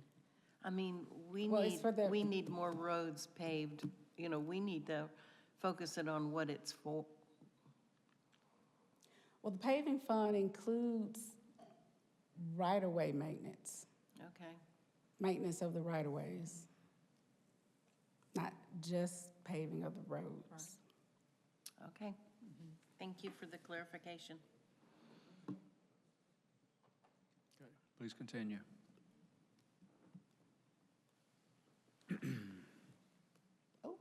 Integrated waste. So the integrated waste fund, revenues projected at $18,991,047. Same for expenditures. The integrated waste fund accounts for refuse collection, disposal, recycling, and landfill operations. Again, this operating budget does include the $1.6 million for the debt service payments that we discussed previously. That includes for the capital leases for equipment and the GFA loan for the landfill expansion. There are no personnel adjustments this year in the budget for integrated waste. There's a small amount of capital outlay that's included, just at $544,000. There's a water truck, a D3 bulldozer for the landfill, tractors with bat wing, I don't know what a bat wing is, bush hogs with attachments. I think that is relative to the tractors.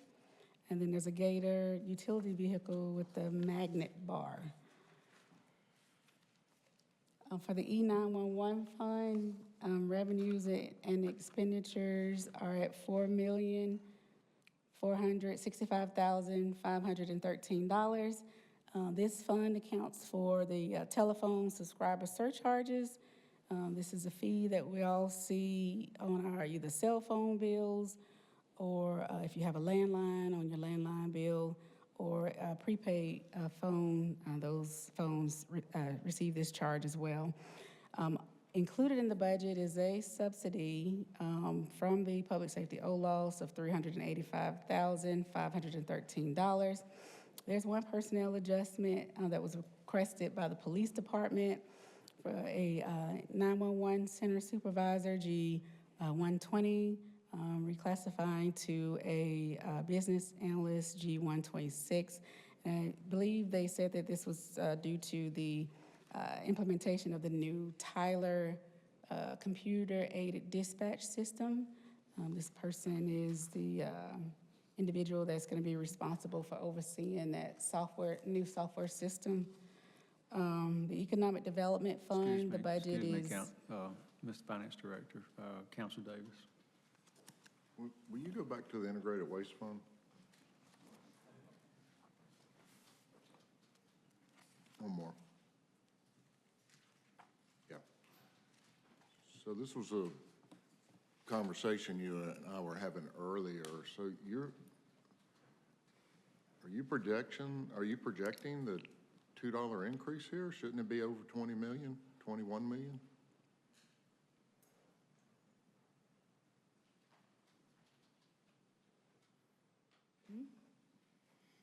No, sir. So last year, we raised it $3. And that went from 15 to 18, which is about right. It's about, what, roughly $1.2 million per dollar? Last year, we also included in the budget revenue increases for some of the other fees. And so this year's budget, we reduced the revenue for some of those other revenue sources. But you collected $3 extra. Right, for the residential fee. But for the other revenues, we took the revenue projections down.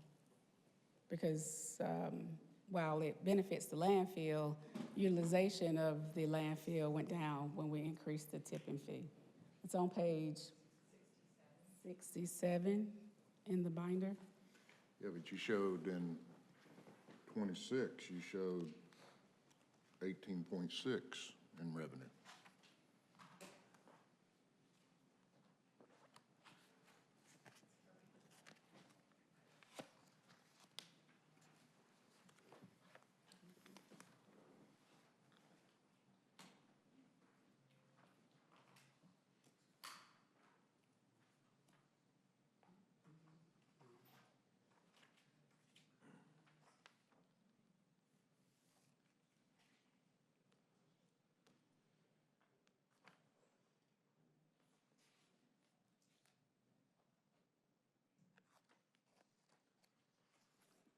Wow, Okay, so in, should we be FY starting at 18 plus $3 increase plus a $2 increase?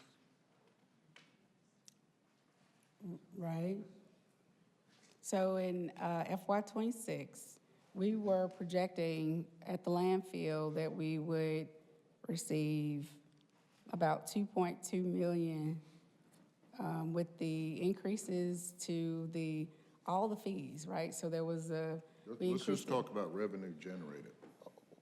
Well, that impacts the budget. total. So we went down like $1 million in the revenue budget from last year to this year for the landfill fees. How much did we collect in total for the $24? So it'd be what, 24 times 60? Can I interject? I think that what we're talking about is The $24 is for our 26. landfill fees were increased for outside people coming in because we had a lot of them coming in and dumping in our place rather than going around in outlying areas. Right. So we increased the fee to be sort of a deterrent to save our landfill. And that's what caused the lower amount of revenue collected. Is that right? Because they chose not to come to our landfill. So that revenue went down.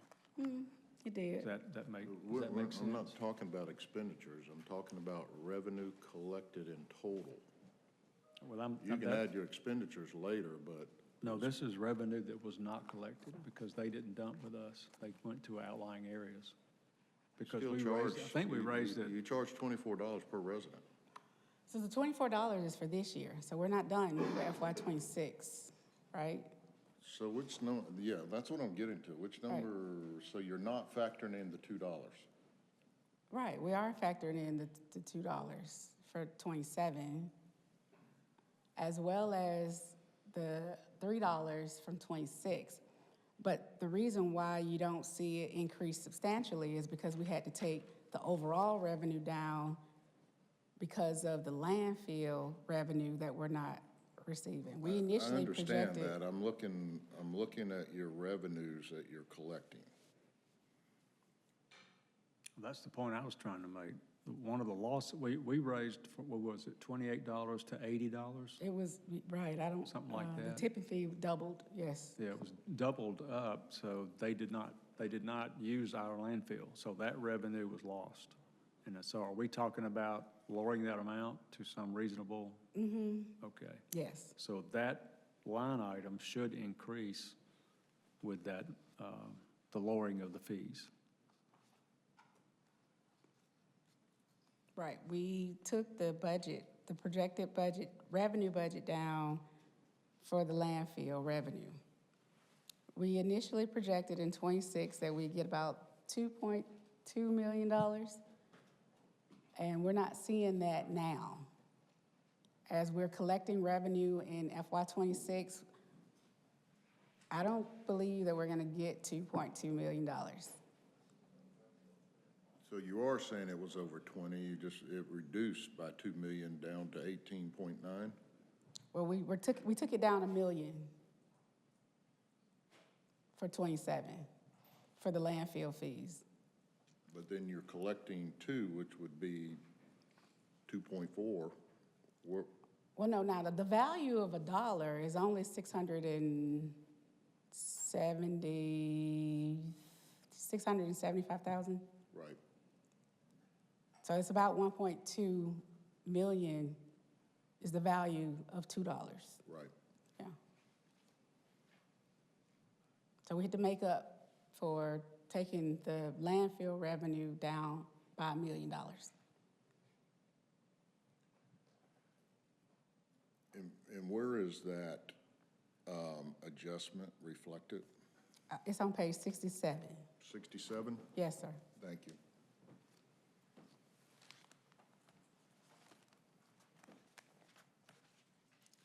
Okay, Counselor Tucker. I have a question in reference to reclassifications of positions. Is there an HR policy in regards to some of our positions that you have to have a degree for certain positions? HR policy is usually in the job It's description. in the job description. When the position was initially reviewed and classified, that determined whether or not that particular job required a degree. Okay. When we reclassified, does the HR person look over whether or not they're qualified for a particular position? Like you just mentioned the 911, and it sounded like it had some technology component. Are they qualified in the technology field? Have they taken I'm just saying, for me, I had to start off with A+ certification. Then I had to go further and get my CISSP and Security Plus and all that. It's like a track that you have to go on, information assurance.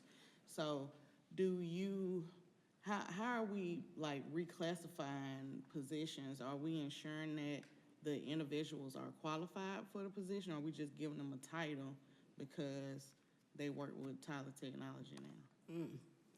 That's a very good question. And I know I mentioned Tyler Technology, but HR, they do review the job analysis that is provided by the department. When departments submit a request to change the classification of a position in the budget, they do have to submit that JAT still, that job analysis. They do have to provide that to HR. And then they do review that and make a determination in terms of what that position should be classified as far as the grade, and then what the requirements are, whether it requires a degree or it doesn't require a degree or what have you.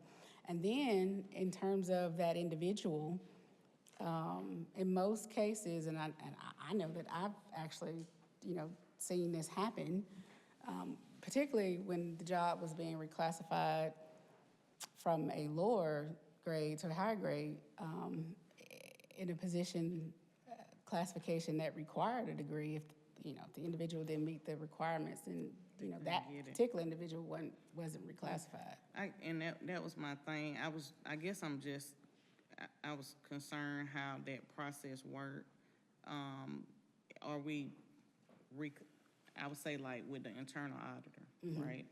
So we're deleting one position, but the person is leaving, and we are putting that job out there for somebody to apply, and they will have to meet these qualifications. I don't know when we're classifying some of these, that's in this budget. Now, I know for the auditor, because that was something that I had requested to be done. We needed that compliance person.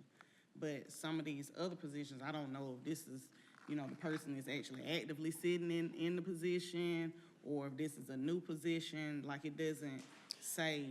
Well, I see your point, and, I'm glad you mentioned that particular position, because, when we have these discussions with departments during that review time with the city manager and the mayor and so forth, it's that time where we're usually talking about those things in terms of, what they're requesting, what they want to do with the position, because it was, at that time where, it was proposed or recommended that be the route that we take for this particular position for the internal audit.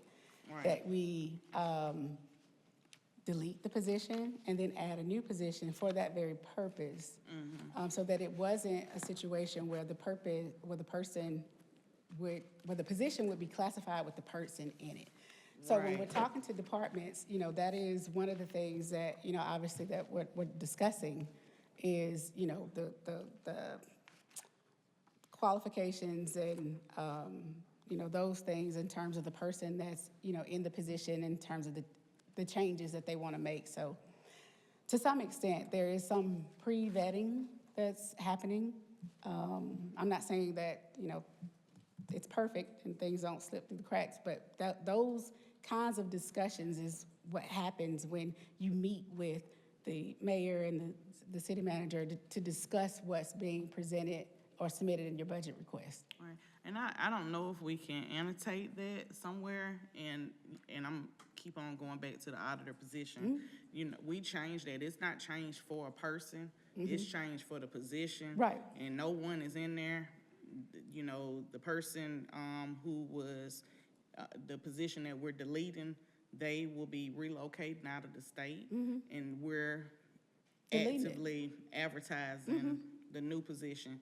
I don't know if that information you showed for 911, is that for a person or is that for a position?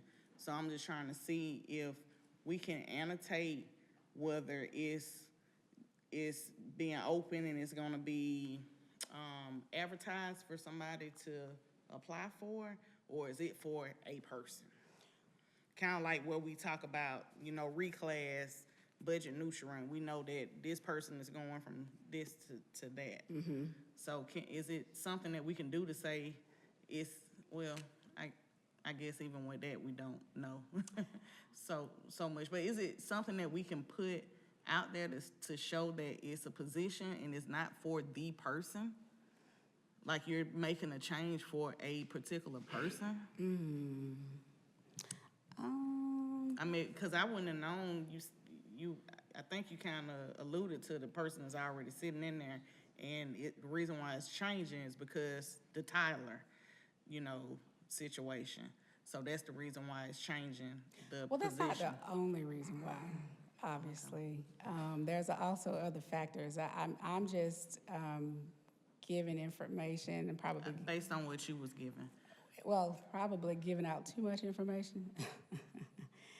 But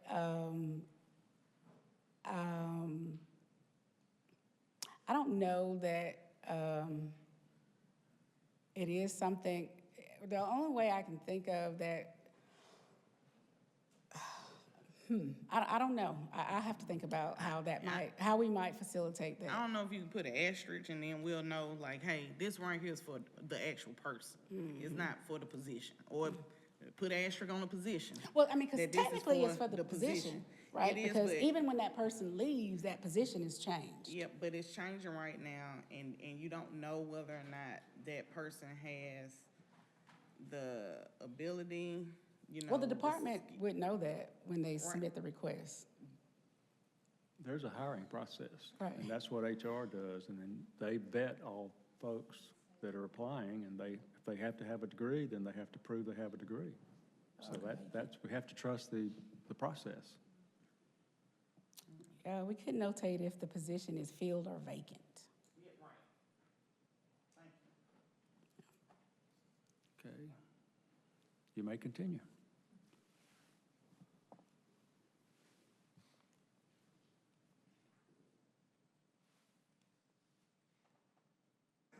Oh, did I? Economic development, budget, 2.8 million.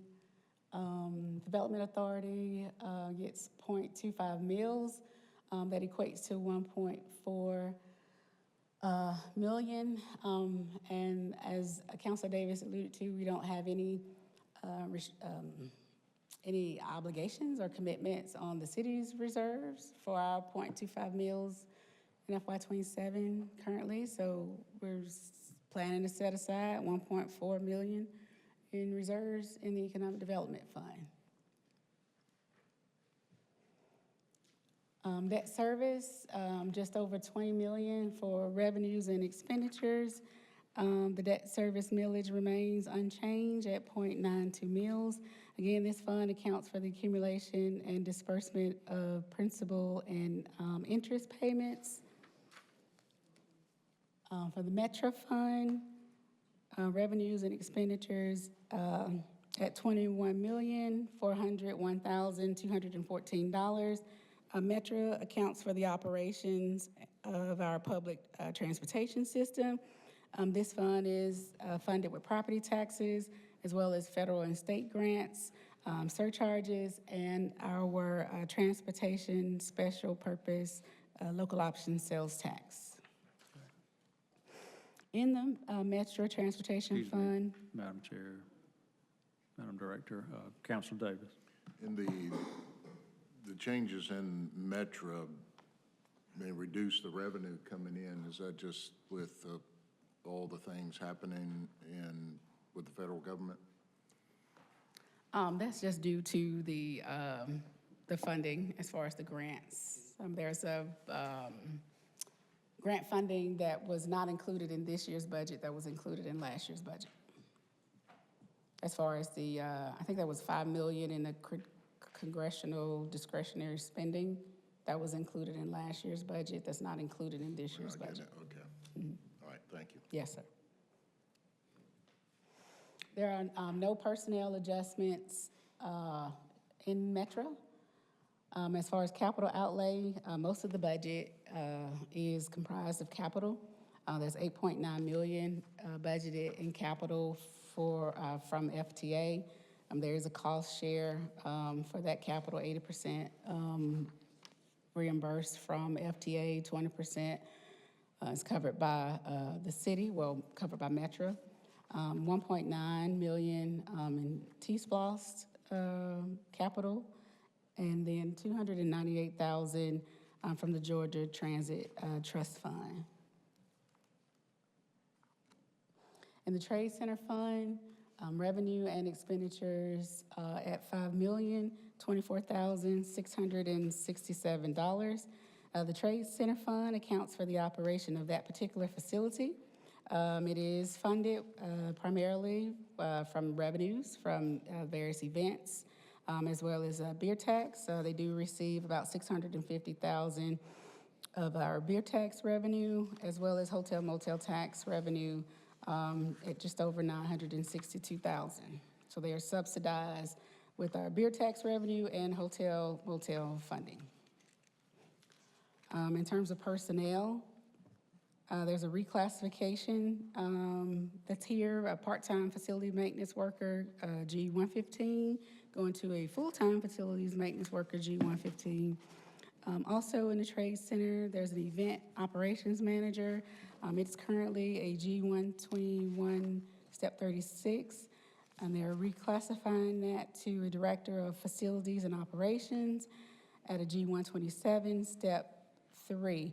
And the reason why it's listed as a grade correction only is because this person, although this is listed as a reclassification, is already at the salary that's listed at the grade 127, step 3. There's a deletion to facilitate these changes. There was some coordination of responsibilities that have shifted, and so they are deleting an administrative coordinator position within the fund once an employee retires. And so that is going to facilitate all of these personnel changes. There's some capital outlay that's included in the budget, just over $723,000 in capital for the Trade Center Fund. For the golf courses, the Bull Creek Golf Course Fund has a balanced budget of just over $2.5 million. Again, there is no subsidy from the general fund for Bull Creek. There are a few personnel adjustments that are included in the balanced budget. There's a reclassification for an assistant superintendent of a 110G to a superintendent 114G. They're also adding a couple new part-time positions, spray technician as well as an ambassador captain. There's no capital included in the budget for Bull Creek.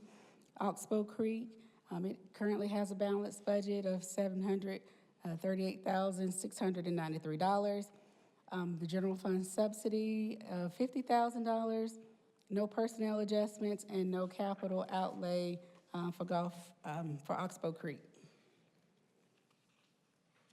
For the Civic Center Sports Authority Fund, that budget is balanced at $6,765,920. This fund accounts for the operations of South Commons, the Civic Center, the ice rink, and I forgot to remove the Liberty here, so my apologies for that. But it also is funded primarily from event proceeds, and there's a subsidy from motel taxes of about $1.9 million. There's no general fund subsidy. Personnel adjustments, they are requesting a new custodian. This is a full-time custodian position, and there's no capital that's been included in the budget for this particular fund. For the healthcare fund, $31.7 million is the total budget for that particular fund.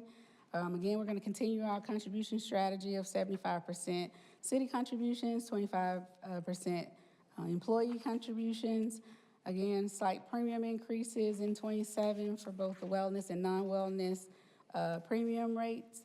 Our cost adjustments will be discussed after this presentation by our benefits consultant.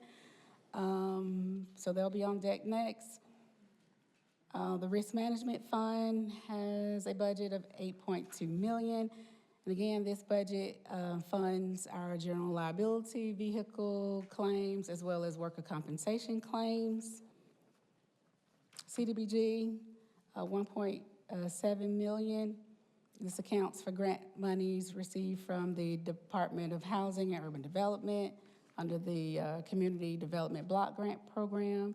There's no personnel adjustments in this fund. Agency appropriations pretty much remain the same for FY '27 as it did for '26, with the slight adjustment to the River Valley Regional, and that's only because that appropriation is based off of $1 per capita. So based on the population estimates, that is what we are required to pay, and that is the only adjustment in the agency appropriations. As far as our non-operating funds, these funds are not for general operations of the government, and they are restricted for a specific purpose, but they must be budgeted annually and maintained in its own separate fund.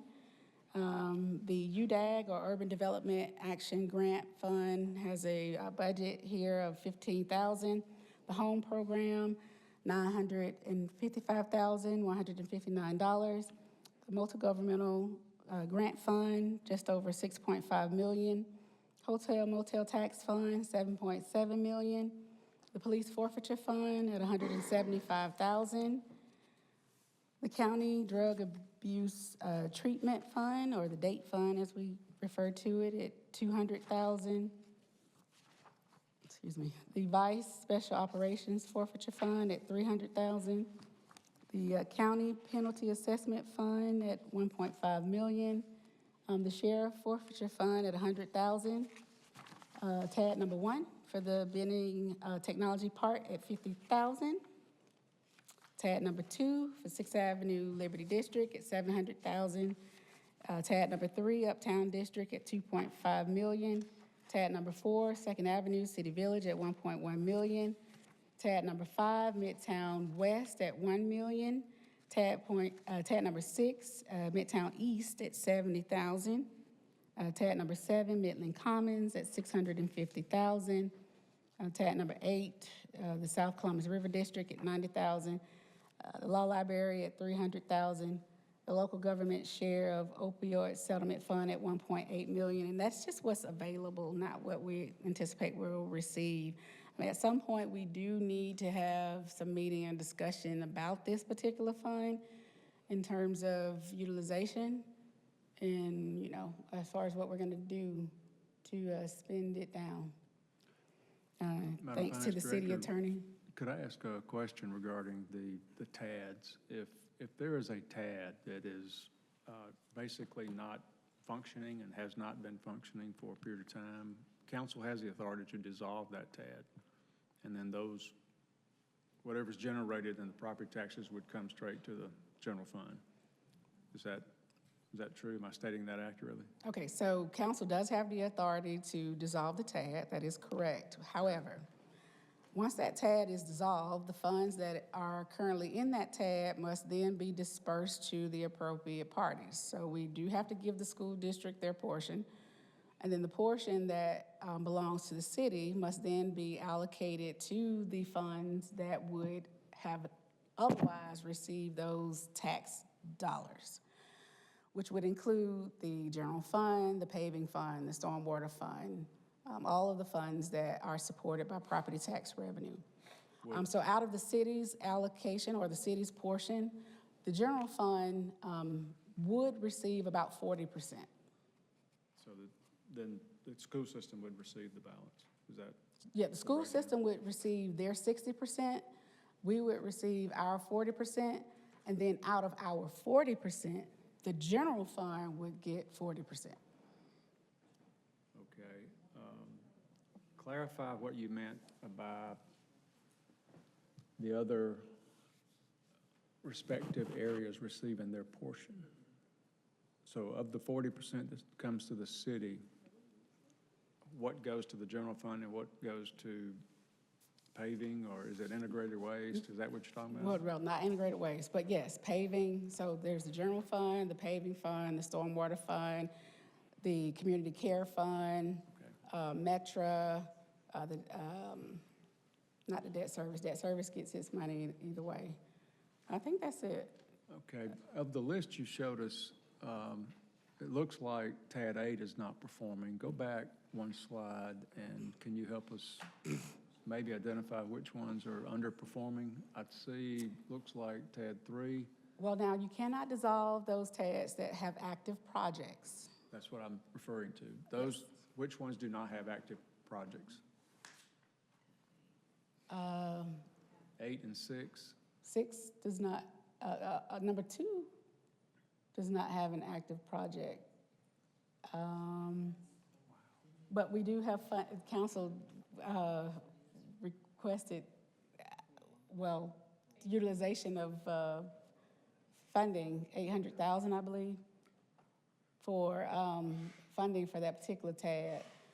Although that it's not, there's no active, I mean, technically, there's no active project, but, because the TAD committee hadn't approved it. But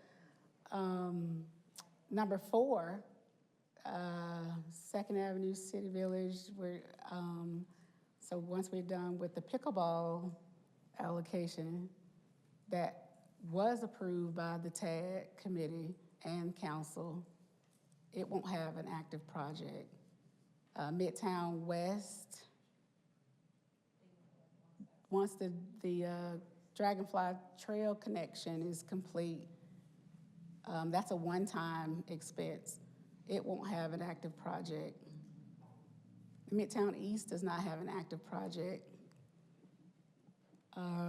And, well, yeah, TAD number 1 has an active project now.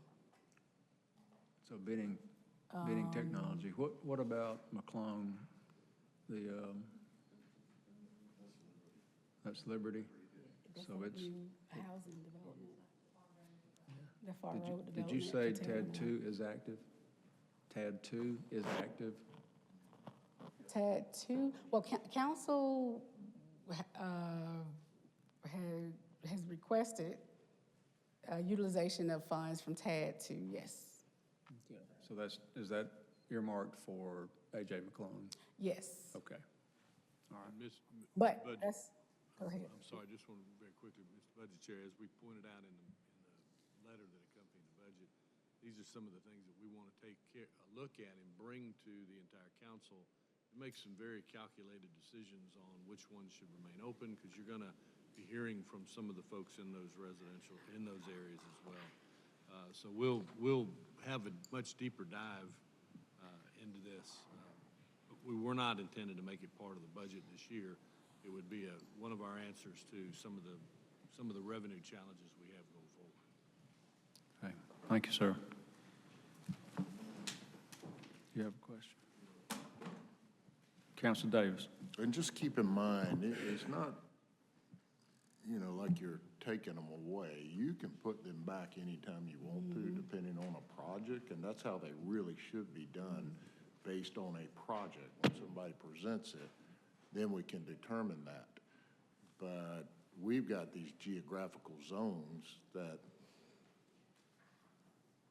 just limited as happening. So it's not like if you take them away, the money's being utilized in government. You can always come back and put them back. So I just want to make that point. Thank you, sir. Okay, please continue, ma'am. Yes, sir. The 2021 sales tax proceed fund at $50.2 million. The capital projects fund, just over $20.1 million. On the T-SPLOS fund, the transportation SPLOS fund, just over $131 million. 1999 SPLOS fund, a little bit of funding left there. Hopefully we can spend that down in 27 and we'll be done with it. 470,000. The Columbus Building Authority lease revenue bonds 2003B, 5.2 million. I think this is the series for the parking garage for the Trade Center. The Columbus Building Authority lease revenue bonds 2018. There's a little bit left in that South Common bond that we had improvement. See, the Columbus Building Authority lease revenue bond series 22A, 276,000. The 2021 SPLOS project fund, just over $94.8 million. The general obligation sales tax bond series 2022 series $15.8 million. The The Columbus Building Authority Lease Revenue Bond Series 2024, 1.1, almost 1.2 million left in that series. And I think that was for the, that was for Golden Park. The General Obligation Sales Tax Bond Series, the 2025, that was the second phase for the Judicial Center, 49, almost 50 million. The Family and Coalition and Youth Coalition Fund, 52,500. And then the American Rescue Plan Fund, we've dwindled this down right now, about 3.7 million left in funds that are obligated that need to be expended out before December 31st. And that was from $78 million. So, lots of money spent.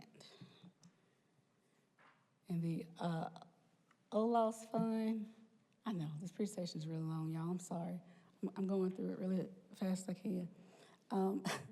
Revenues at 50.2 million, expenditures at 51.5 million, with a little bit of reserves being utilized for capital outlay at 1.3 million. The OLOS fund, again, is a sub-fund of the general fund. The sales tax proceeds are segregated. 70% is allocated to public safety, 30% is allocated to infrastructure. There is a definition in terms of, what defines those public safety departments and what those funding priorities are for the OLOS. When it was initially approved, it was to improve response times, increase public safety presence, expand the crime prevention programs, improve non-emergency public safety services, and decrease the length of time to adjudicate criminal cases. These are the departments that would be defined and included as public safety or associated with public safety, to include court personnel and so on. Public safety expenditures include personnel costs, salary, benefits, equipment, weapons, cars, things of that nature. Capital expenditures associated with public safety functions. And as far as the crime prevention aspect, it's funding allocated to administer by the city for community-based programs. These programs are designed to reach young children or at-risk youth and those who are returning to the community after serving time in prison. As far as infrastructure, that's inclusive of roads and bridges, stormwater, flood abatement projects, technology, capital improvement projects to include construction, maintenance, and renovation of buildings and facilities. These infrastructure improvement projects are either pay-as-you-go projects, much like our facility maintenance or road resurfacing or stormwater projects, or more long-term projects where we issue bonds and we use these proceeds to satisfy the debt service on these bonds. We've used, for instance, like the City Services Center, this building here, we paid the bonds with OLOS infrastructure money. In terms of current personnel, these are just authorized positions. In the police department, 12 sergeant, 14 corporals, 129 police officers, 9 911 technicians. The fire department, 20 firefighters. MCP, 19 correctional officers, 1 sergeant. For the sheriff's office, 30 deputy officers, 3 sergeants, 9 correctional officers, 3 lieutenants. Crime prevention, 1 crime prevention director, new to the budget this year, 1 administrative assistant. Solicitor General, 2 assistant solicitor generals, 1 deputy clerk, 2. District attorney, 2 assistant district attorneys, juvenile court, 1 deputy clerk, 2. The clerk of superior court, 1 senior deputy clerk, 2. That's actually a reclassification that's included in the budget this year from a deputy clerk, 2. And I believe the justification was that this person was also a tireless me for the clerk's office. Recorder's court, 2 deputy clerk, Tyler Technologies, me. Recorder's Court, 2 deputy clerk, 2 positions. Municipal Court, 4 deputy clerk, 2 positions. Probate Court has 1 deputy clerk, 2. Also provided from the OLOS Public Safety supplement for Columbus Police Department of $5,121. For all other sworn personnel, it's $3,121, and this excludes elected officials. There's a subsidy again for E911, $358,000. The Motorola map upgrade, we're in year 2 of 7. That amounts to $892,000 that we're paying for this upgrade. The Tyler CAD and RMS annual maintenance fees, we're in year 2 of 5, and that amounts to over $146,000. Crime prevention grants included in the budget, I should say, is just at $1 million.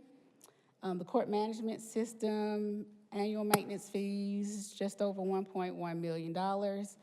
Debt service for existing capital equipment leases, $467,000. Included in the budget is debt service for new capital equipment leases for pursuit vehicles for the Columbus Police Department. There's 38 pursuit vehicles with build-outs that we plan to initiate equipment leases for, and 3 fire trucks for fire and EMS. That amounts to $1.2 million.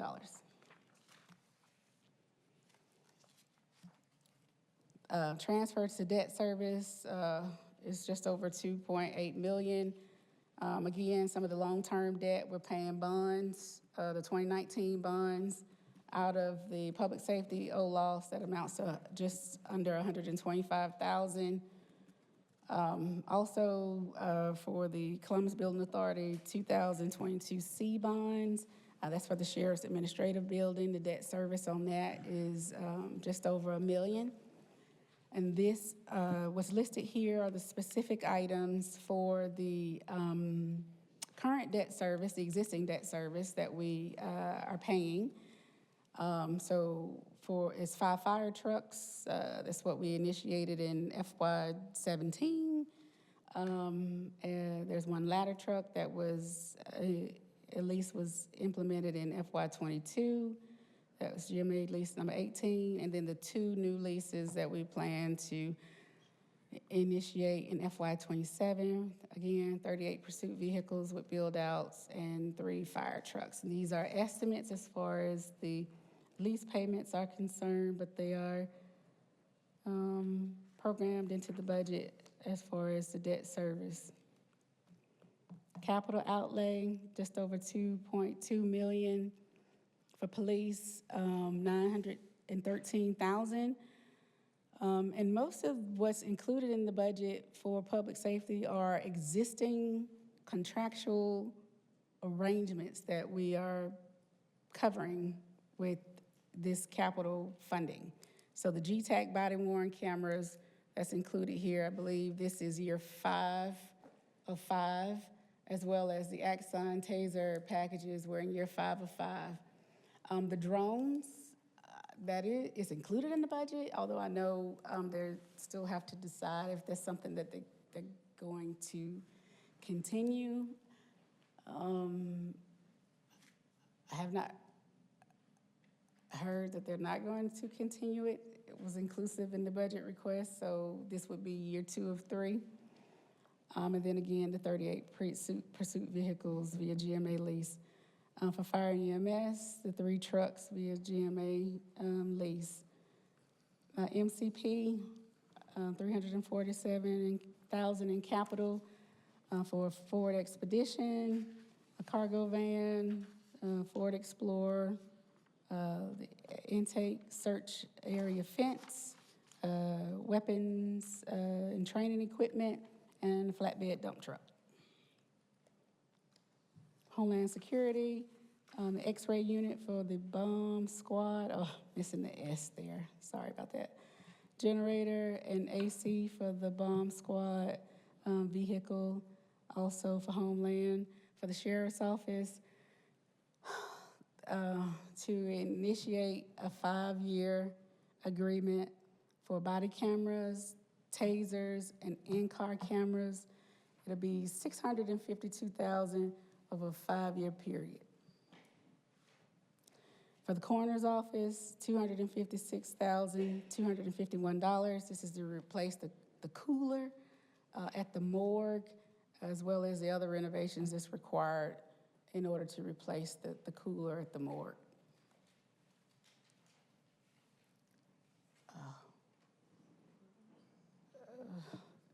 Infrastructure. I'm sorry, infrastructure. I skipped that other slide because that was an old slide. Sorry about that. Roads and bridges at $1 million. A flood abatement, stormwater at $1.2 million. Technology improvements at $1.55 million. $500 for computer equipment, $250 for fiber. Starting to accumulate funding for the radio refresh. That's a large project that's going to require multi-year funding. $500,000 being set aside this year, as well as the Superior Court clerk's record digitization. Again, a multi-year project, funding being set aside, $300,000 for that. So facility improvements at $1.9 million from OLOS infrastructure. Debt service payments just over $9 million. The 2019 refunding bonds is for most of that debt service. The 2019 Series A bond at $306,000. That is for the health department building. The 2004 taxable bonds. That is the portion, the infrastructure portion for the Golden Park. And then the $532,000 in projected debt issuance for $6 million bonds for A.J. McClung. The Motorola map upgrade, the infrastructure portion of that is $260,863. Again, we're in year 2 of 7. T-SPLOST discretionary funding, $3.8 million. Deputy City Manager Hodge will give an infrastructure update later on in the presentation for today. And that is all 79 slides. Do you have any additional questions? Thank you, ma'am. Councilor Tucker. Yes, I know we went over personnel, look, many slides prior to now. I did have a question regarding minimum wage, because I don't think we talk about it or add it. Do we have a minimum wage threshold for part-time and full-time employees? I remember during COVID, we talked about moving people up to like that $15 for full-time employees, right? Is it for full-time or? Well, now it's $15.15 for full-time employees. So $15.15 for full-time employees. What about part-time? Part-time is kind of all over the place, to be quite honest about it. Yeah, because I've seen some as low as like $7 and some change. I think in Parks and Rec side. Well, Parks and Rec has been, I know actually, they've been moving theirs up. So theirs have changed quite a bit over the past couple years. But some of the other part-time positions in some of the other departments, let me go back. And because I know we've had some movement in some of the part-time positions that were changed in recent years during the budget. Right. And I can provide that information. And I mean, just with the current, say, climate of our, not just local, but state and nation, people are paying way more for a loaf of bread and a gallon of gas. So I know when we was in COVID, that was one of the conversations that we had, was the expense that our employees are having to pay. Like, they're having more debt than, income coming in.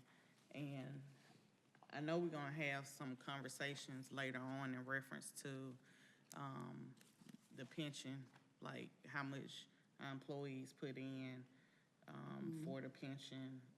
I think after, I don't know what year it was, it went to eight. After 2012. 2012, it went up to 8. And then those ones under 2012, they pay 4% in, and just looking at ways where we're always talking about retention and recruitment, but kind of putting our money where our mouth is and seeing how we can now move a little further past this 15, maybe at 16, and how that would impact our budget, and how would it possibly impact our budget if we move from a 8% pension to a 7%? Like, what would that look like? So I'm just putting it out there because I know you say you got a lot of sleepless nights. I'm gonna have to give you some no-dos during this time, a 5-hour energy drink. But pulling those numbers, that way we can visually see how it will impact our budget. Okay, so as far as the pension information, that is coming. So in the mayor's budget letter, that was one of the options that the board requested that our actuary cost out, reducing the post-2012 employees' contribution from 8% to 6%. The actuary is supposed to provide that information to the board at the next meeting, which is next Wednesday. So hopefully we'll have more information regarding that. So that is one of the options that the actuary is actually actively costing out. Right. And I know that if we're able to do that, that's putting more money in those individuals' paycheck, right? But also looking at if we can, even if it's just a dollar this year, moving up to at least the $16 range, because things are just, nothing's slowing down. Like, rent's not slowing down, mortgages, insurance, none of that is slowing down, and I just feel like we're not keeping pace with those fluctuations of the rising in costs. And if we can, for this budget cycle, look at what the impact would be to move, that minimum. At least start on that end, moving that minimum amount that we're paying our full-time employees and part-time. Okay, let us take a look at that. All right, thank you. Councilor Davis. Yeah, I don't want anybody to get upset, but I'm just gonna say this. I'm very disappointed that we haven't got those numbers from the actuary. You can go back and check the video when he came and he talked to us. I was back in the fall. It was requested for him to do that then. So here we are today. That information's relevant, okay? But I think I already got the answer. With the actuary was here, I think we got the answer, so I'm not really worried about that. The second thing is the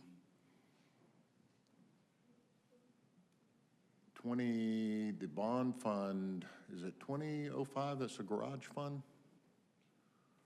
The one for the garages? Is it 05? 03? Okay, Oh, for the 03. Trade Center, yes. Right. Can that garage fund be used for the Trade Center parking deck? Yeah, that's what it's for. The 2003 I thought it bonds? was for all parking decks in the uptown area. Oh, no, no, no. That's specific for the Trade Center. We went through that. We had that discussion a while back. We talked about that. When we were working on trying to get the two hotels together with the parking deck, we worked on that.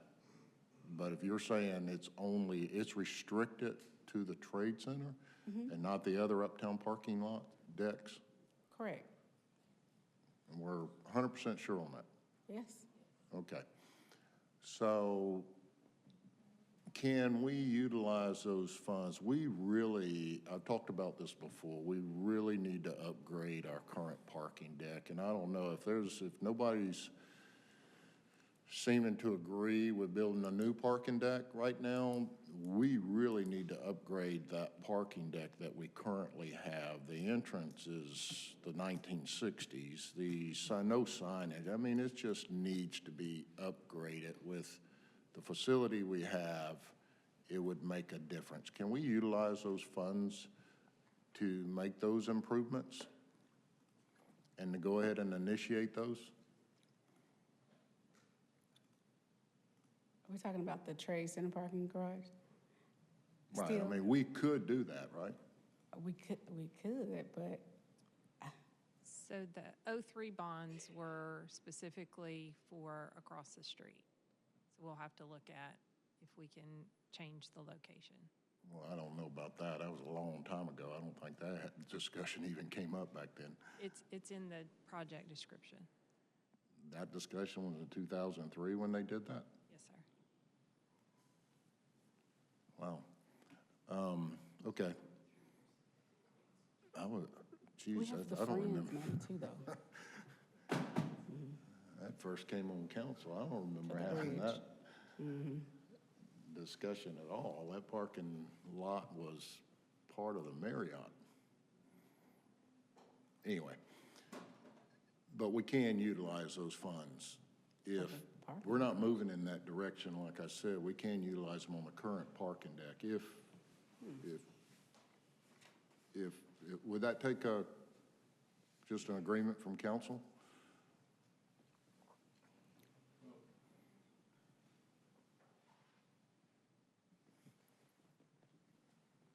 I think something like that, we ought to get staff to bring back to council to see what all the options are. Because there's some other discussions that are ongoing. Some are feasible, others probably less so. But let us bring that back to council as a whole and give y'all the kind of the layout of where those funds can be used and how they can be used. Yeah, and that's probably going to take a while, so that's why I said we really need to expedite these improvements, because it's just, I mean, you can just go over there and take a look at it anyway. I just wanted to clarify that since we just showed the bond fund, so that's been on my mind for a while. Thank you. Council Chambers. Yes, couple of things. Number one, I would like our HR director to bring us back, speaking of our entry-level positions or our jobs, I just want to make sure that, which I know we're not, but I want us to look into making sure that we're comparable as far as our wages are concerned, for entry level, for professional, exempt, non-exempt positions.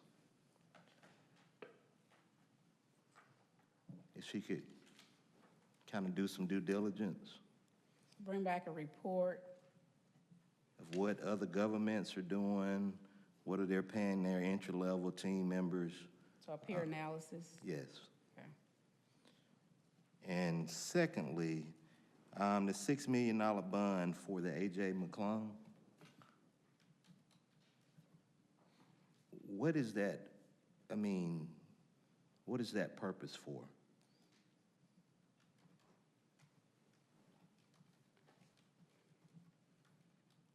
Well, there was a lot of things that were included in the presentation that was given by the consultant. We'll have to decide what we can do with $6 million. Yeah, I was just curious. Because it's going to take more than $6 million, but, so, Agreed? okay. Thank you. Yes, sir. Okay, that's it.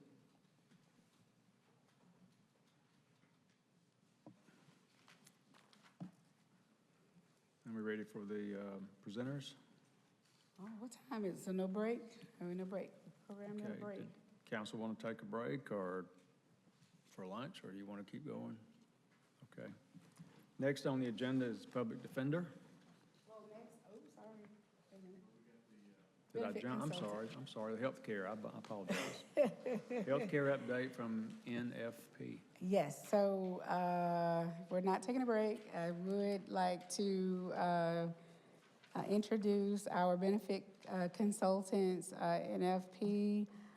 We do have a new face with us this year. Ms. Jennifer Oliver is here. She is going to, oh, there you go. I know, I was looking for you. I saw Todd, but I didn't see you. She is going to present our healthcare benefits budget for FY27. And so I would like to welcome Ms. Jennifer Oliver. Green Welcome. is forward and red is back. Okay, Thank you. Welcome. Good morning. Morning. Thank you for your time today. Jennifer Oliver, as Angelica mentioned with NFP. We'll take a look at your FY27 healthcare budget. In the presentation, we wanted to make sure we took a look at where have we been historically before we get to where we're moving to going forward into FYI 27. So over the last 5 years, we've averaged a healthcare budget increase of about 2.2%, with the average for CCG budgeting about 3.08%. Employee contributions have varied year over year. There were a few years historically where the employee contributions are held, but with the constant and consistent increase of the healthcare premiums year over year, I would say unfortunately we've had to increase them recently, and you'll see a slight increase this year as we talk more about the budget.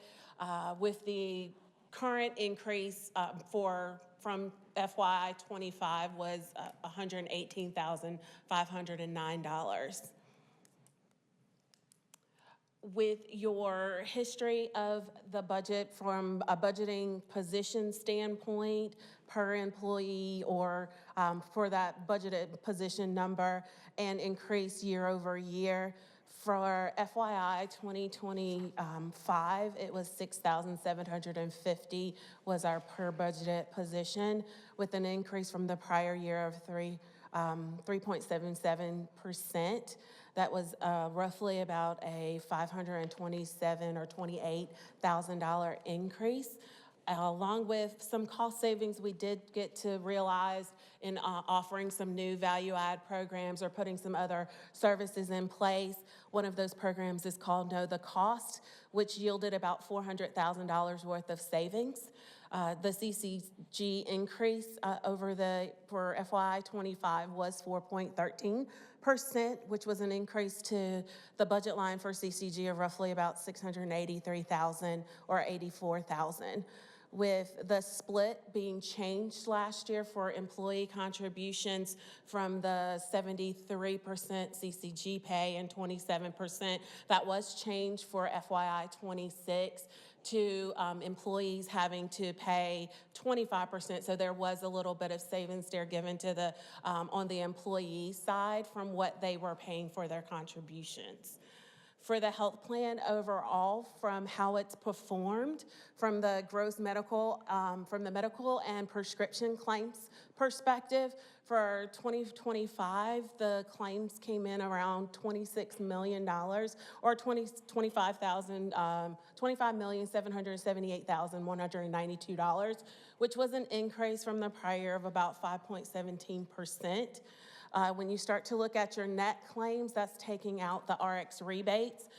You did receive some really good returns when it came to the prescription rebates, and that's with some pharmacy changes that we made from sourcing, from the formulary and things of that nature to help realize greater savings for the prescriptions overall. So with the rebates, they did come in around over 2 million, 2.7 million, with an average net per employee per year cost coming in around $8,827. And that was actually was a drop in that of about 11%. For your FYI 2027 projection, when we're looking at our current year 2026, for the CCG employer contribution, we're looking at a little over 20 million.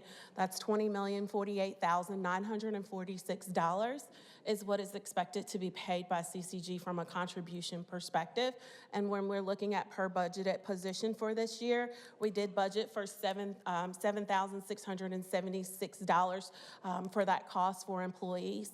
For the increase over the prior year of 2025 into 2026, that was a 13.71% increase. CCG's contribution, as I mentioned a few moments ago, did increase slightly to that 75% from that prior 73%. With FYI 27, we're looking at roughly overall increase from the prior year of about 15%. We're looking at CCG's employer contribution being around $23,053,404.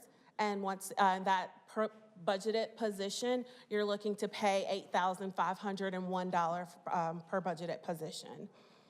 There is a 22.4% differential wellness and non-wellness credit given to members that do complete their health assessments within a certain time frame that is realized in this contribution by CCG. Also, for pre-retirees, historically, it was a 50-50 split. That split was changed to a 60% employee-only rate, applies to all tiers now. The gold plan has the same rate as the employee only on the silver plan, realized for contribution for all members.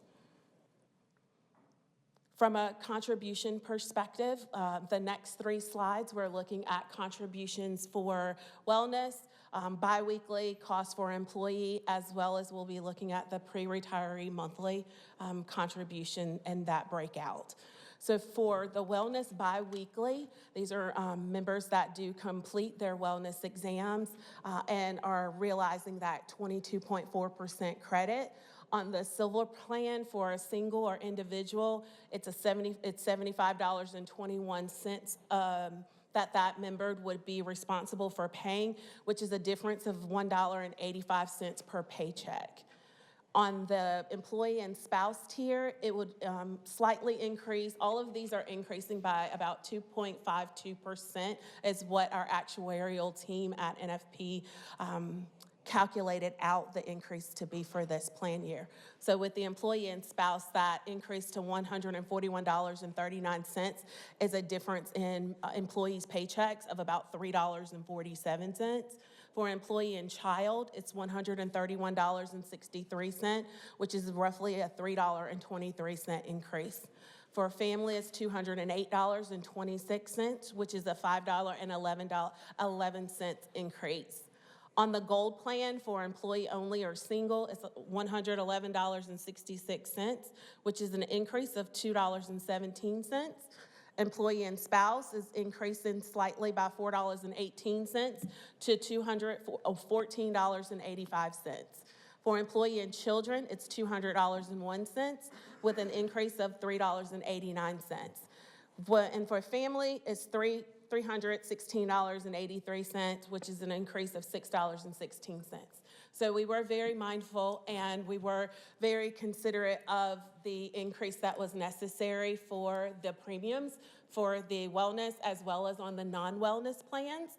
For the silver plans, I won't read through every single one of them because I know you all have heard a lot of numbers today, but they are up on the screen. And once again, you'll notice that overarchingly, most of the increase on the silver plan, the most that someone will see is roughly $6.46 a pay period, which on the gold plan, the most is under $10, which in this economy and what we're seeing across the board, we've had other clients that have had 49% increases, 35% increases. So knowing that you're self-funded, that you're in the right positioning where you can dictate what type of premiums and contributions that are being offered to your employees and staff members allows us to definitely keep these premiums as low as possible in this economy. For the retirees, that same increase, of course, went across the board based on the overarching change to premiums of that 2.52%. So for the retirees, the most that they will see of an increase on the silver plan will be $44.50. For the gold plan, the most the pre-65 retirees would see for an increase would be $51.91. From our actuarial analysis, we did utilize 24 months of medical and prescription claims data. Along in that analysis or in these numbers also includes an increase requested by CARE ATC for your health and wellness center budget of roughly 13%. We also assumed a 2.7% increase in your Anthem ASO based on your contractual agreement with them currently. We also assumed a 3% increase along in your Medicare for your Medicare Advantage plan. The RX savings of $2 million are included in the projection, as I mentioned, and then that resulted in a 2.52% premium increase across the board. I did want to do just a brief reminder of what the Health and Wellness Center is, CARE ATC, who is eligible, how is it being utilized, because it is helping impact what your overall utilization on your plan is, because you do have members that are utilizing that service to get screenings done, to go get their routine tests. They're also utilizing it for their medications and things like that. So instead of going to maybe a primary care doctor and finding out too late that they have cancer, they're taking advantage of having that easy access of a facility that is readily available to them. And that facility is not just available to employees, but their dependents and the retirees. It's a quick, easy appointment, 24/7. They can access the CARE ATC mobile app to even schedule an appointment. From a utilization, just so that we can share some of what that engagement and participation look like. From engagement, employees, there's been 1,822 employees that utilize the Wellness Center in 2025. And then for the spouses, 157, with 158 dependents also utilizing. Eligible members that can utilize the clinic, there's more. If they had a need or desire to utilize it, you have over 3,654 members that are eligible to utilize it. Compared to the previous period, the engagement is up about 2% from that 56.06% in calendar year 2024. It's up to 58.29% engagement, which is good to see that ticking and going in that direction. So that means people are getting the right health care they need. They're rebounding from COVID and other times frames where they may have not felt the need to go see a doctor or felt like they had the access necessary. Employee engagement is also up for utilizing the Wellness Center. That actually concludes my presentation, and I'm happy to answer any questions. Ms. Oliver, thank you very much. We have no questions, so you did a good job. Thank you, sir. Okay. Now I think I'm right in saying the public defender is next.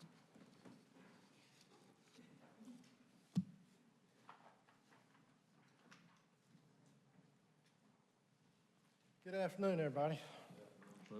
Hello. I'm here today with my Chief Assistant, Jose Guzman, and Judge Stephen Hiles, who's my juvenile court attorney, and I am asking that, or requesting that y'all add an attorney position to the add delete list, and that position would specifically be for juvenile court. That's a $72,000 base pay. Our requested budget, we'd requested 122, 153.08, but I believe the healthcare costs on the state side are coming down, so I think it would really be more like 115, 539. And just to let y'all know, our initial request for the mayor's budget, we were asking for 2 attorney positions, that the 2 investigator positions that were ARPA funded be made permanent, which they've been added to the mayor's proposed budget, 1 admin position, and we're not asking for all that to be added back in, even though I do think every bit of that is justified based on our caseloads and what we have to deal with. But we are asking for this juvenile court position. We do have those 2 grant-funded investigator positions, which I believe there was a question about those. We understand those positions were supposed to be temporary, but we do believe they're mission-critical positions. We have had those people for the past couple of years, and that enabled us to put an investigator in each one of our courts to support the attorneys in there. Our courts have 1 or 2 attorneys in each of those courts. They're handling a great deal of stuff, a large caseload. And just to put this in context a little bit, we handle about 80% of the cases, criminal cases, felony cases, and then about 90% of the cases in juvenile court we handle. Our counterparts in the DA's office, of course, handle 100%, but they've got about 32 attorneys. We have 21. They've got 14 investigators compared to 9 in our office if we're allowed to keep those 2 ARPA positions and they're made permanent, or 7 if we're not. The DA's office has 16 admin staff versus 6 in our office, and they have 2 attorneys in juvenile court. We have 1. The overall is that the DA's office has over 62 people, personnel, and we have about 36. So even though we handle about 80% of the cases in this city, we have about 58% of the personnel to do it with, so we're doing more with less. We are asking that juvenile court position be added to the budget. I'm going to let Mr. Judge Howes talk to you a little bit about juvenile court and what's going on there. Some of this is budget neutral because, as I said, I believe the healthcare costs are coming down on the state side, which with the numbers that Angelica gave me, that's a savings of like $169,000 out of this budget. $115,000 was allocated for these two investigator positions, and then I believe there was about $53,000, that's less that y'all would be paying this year if we're not given that position. So our budget is actually going down this year, or has gone down. So some of this is kind of revenue or expense neutral. But we're going to have 2 full-time, or we do have 2 full-time juvenile court judges, and when the judicial center opens, they're going to be able to run court at the same time. They're going to have enough courts to do that, meaning I can't staff that juvenile court with just 1 attorney, because there's going to have to be somebody in that other courtroom at times. So we are going to need at least two attorneys to make that work. But I'm going to let Judge Howes talk to you a little bit more about that, and then if there are any questions. Mr. Floyd, could you say that again regarding the, just trying to get up to date on the juvenile courts? Could you repeat how many courtrooms we're going to have with a new judicial center? They're going to have 2, so they're going to be able to have court at the same time. Right now, they have 1 courtroom on the ground floor of the government center. Okay. Now, theoretically, they could ask to borrow one of these other judges' courts before the judicial center's open, but right now they have 1 courtroom So right now, they're only running one court, but I believe once they open the judicial center, they've indicated they plan on having delinquency hearings in 2 courts simultaneously at times. So we're not in a position to staff that. The only way I could do it with what I have now is pulling somebody from another court, and all those courts, I mean, we don't have enough staff to cover everything we've got to the level I would like, or I think would be appropriate. I mean, realistically, my office should probably have 24 attorneys to make everything run efficiently, smoothly, to the level I would like. But we've got 21 right now, and I'm asking for an additional one this year. I know y'all have a lot of things y'all have to balance, not just for my department, but across the departments. But I do think that's mission critical for us to have another attorney. And that juvenile court position, second judge position, was made permanent last August. We weren't looped in on it at that time, and that court has a large volume of cases that come through it. I mean, we could use 2 attorneys today just to manage that caseload. But as I said, once the judicial center's open, it's going to become critical that we have 2. And how often is the judicial court in session? They're in session at least twice a week, and then possibly 2, there's every other week they're in session 3 days, and then there's a possibility of 4 days a week if there's preliminary hearings, if a juvenile gets picked up or whatever, they have to have a preliminary hearing within a certain amount of time. So it could be running up to 4 days a week right now, but at least 2 days a week. Okay. Thank you, sir. I appreciate the clarification. Yes, sir. Judge Howes, if you don't mind, I would like to introduce you to council. Thank you. I, as you know, I serve. Should we cross our fingers if you're going to say something good about me? I hope you'll take it as a good compliment. Thank you. Former counselor, now Judge Steve Howes, sat in District 6, and when he retired to explore the judgeship area, I was privileged enough to take his place. So he is familiar with our budget process. He was on council 2 terms, I believe. Yes. And is well respected in the community and also the legal community. So with that, Judge Howes. Well, thank you for that. I appreciate that very much. And I also have to say it felt good to hear A.J. McClung's name spoken in this place. That's right. That's right. That felt very good. Yeah. I don't want you to spend any money. None. But I do want you to invest a little bit.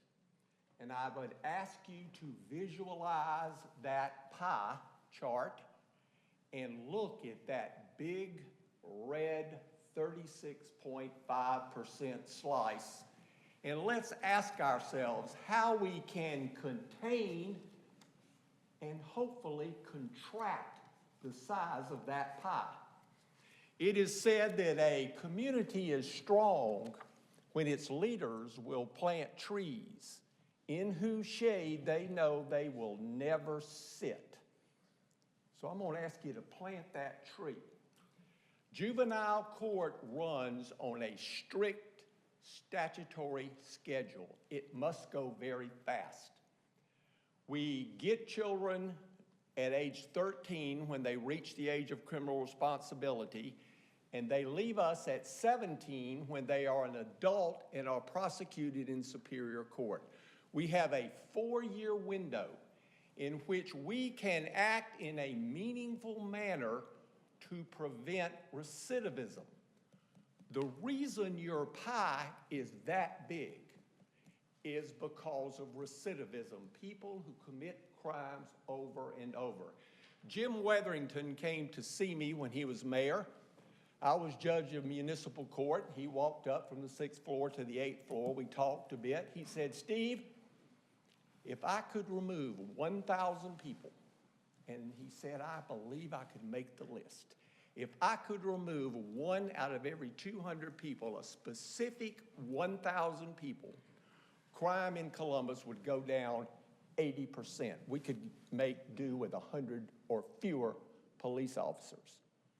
The trick to containing that pie slice and maybe contracting it is to get those kids in that 13 to 17-year-old window and turn them from a life of despair and cost to the taxpayer to a life of productivity and human happiness.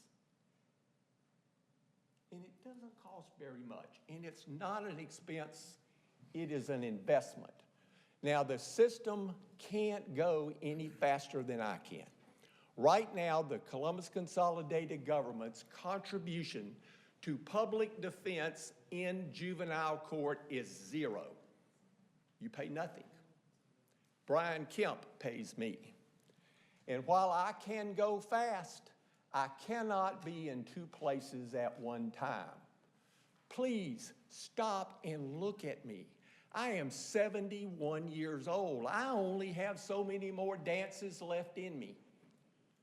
So I need you to let us have another lawyer that I can bring in and teach and train and be ready to go. To be ready to cover 2 courtrooms if the criminal justice system requires it, and even 3. To get these kids identified, named into the programs that the Department of Juvenile Justice offers them, to nurture them, to help us. I will happily answer any questions that you have.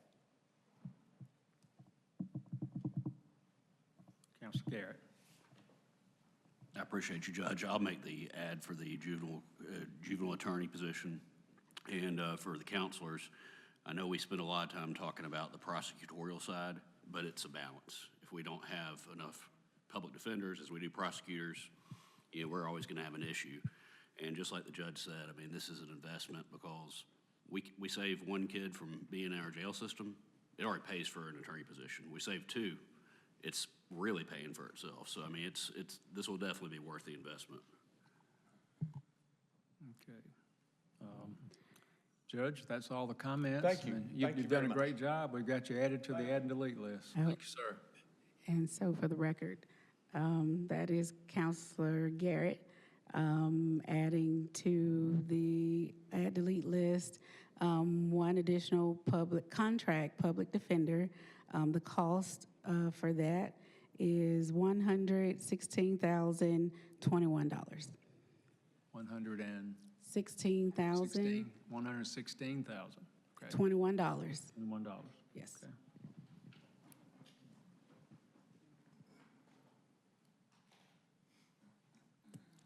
Okay. Thank you, sir. Thank y'all. Thank you. Thank you, Judge. Thank you, Mr. Moffitt. Okay, next on our agenda is the state court judges. Judge Pete Temestian. Judge, welcome. Thank you. Thank you for having me. I'm a little frustrated to have to go after that. That was pretty amazing. I have notes, unlike Judge Hiles. I've been doing this a lot less long as he has, so please don't apply the same standard. I come before you all. Thank you for giving me the opportunity to address council. I understand that you all are in the middle of budget reviews, you're crunching numbers, and so I'm going to try to keep this short. I had some documents I hope got to you, a letter that I sent to the mayor and the deputy manager. But essentially, I'm here before you because there is some new law that really benefits counties and will benefit TCG in terms of judicial compensation. Doesn't necessarily benefit the state court. And so I was hoping today that I could convince you all that that gap that's now created can be closed. The change in Georgia law is called HB 85. It tracks another piece of legislation that changed the judicial compensation structure for appellate judges. This has been a long time coming. Essentially, it just brings judicial salaries to a more uniform and consistent standard across the state and brings it up to more national standards. HB 85 passed. The state is now going to take most of the responsibility of paying Superior Court judges. And so CCG is going to have quite a bit of savings.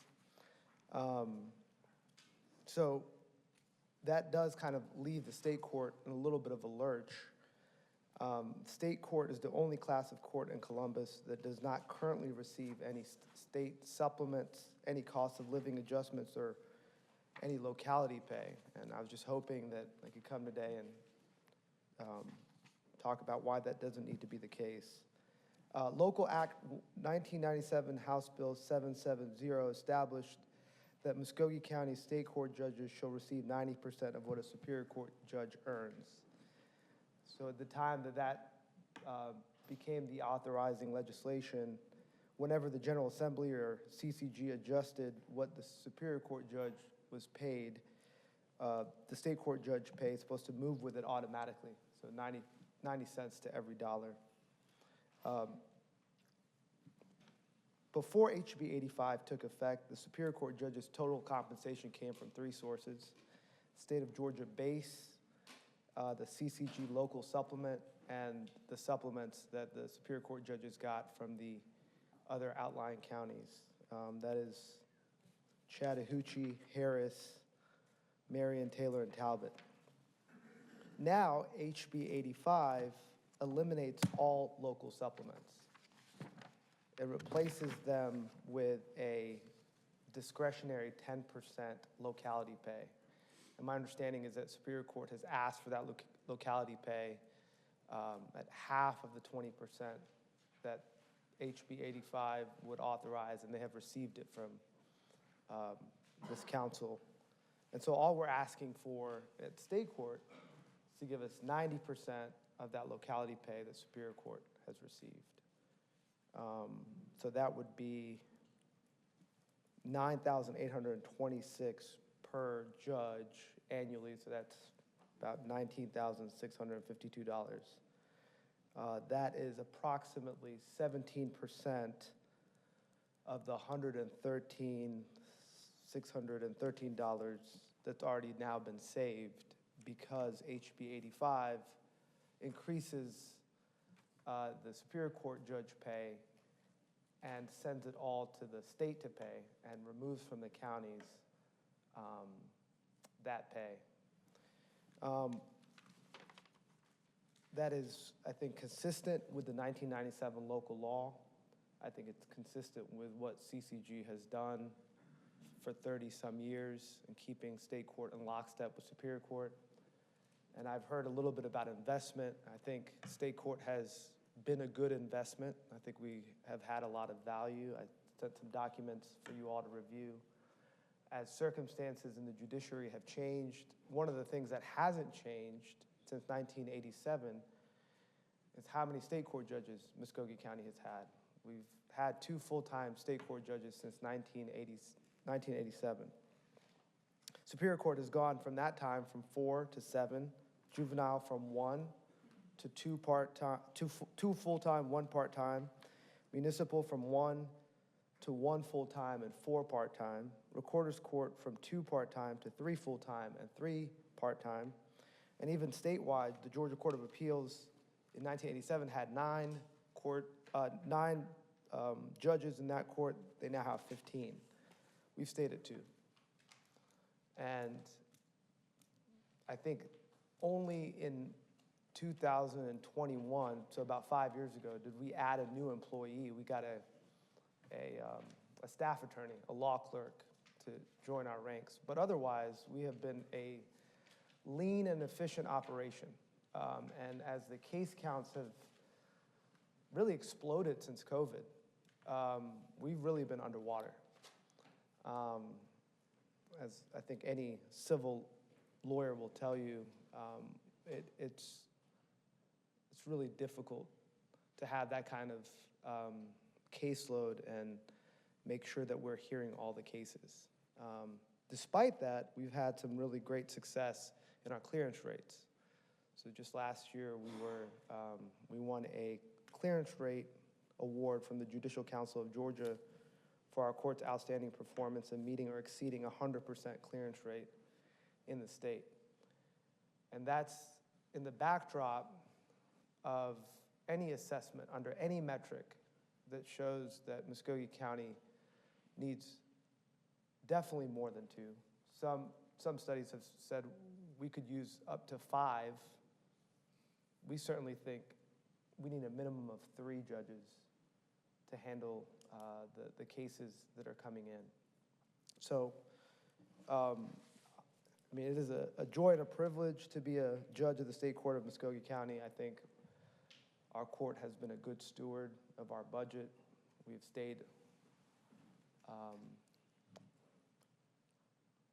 on budget as long as I've been a judge in the court. I know that Judge Prather has been on the court, I think, almost as long as I've been alive.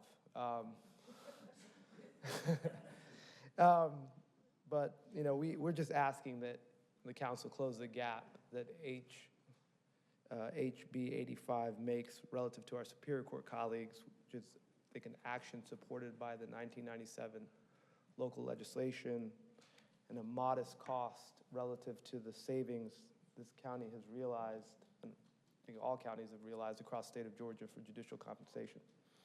Thank you, and with that, I'll take some questions if you all have some. Okay, Counselor Chambers. Yes. Quick question. I know you stated the locality pay is 90% of what the Supreme Court judge pay is. What was that amount again? Superior Court, I'm sorry. So the Superior Court judges right now, after HB 85, are getting $10,918 on top of their base pay. That's the amount that Muskogee County is paying. Yeah. Otherwise, everything else is being paid by the state of Georgia. So 90% of that would be $9,826 that we're asking to be added to our pay. Times 2. Just to clarify. Yeah. The percentage that you're describing is a percentage of all the circuit counties, what they're paying in. So it'd be 90% of what everybody's paying. No, Is that- I'm only asking for 90% of Muskogee County's paying. Okay.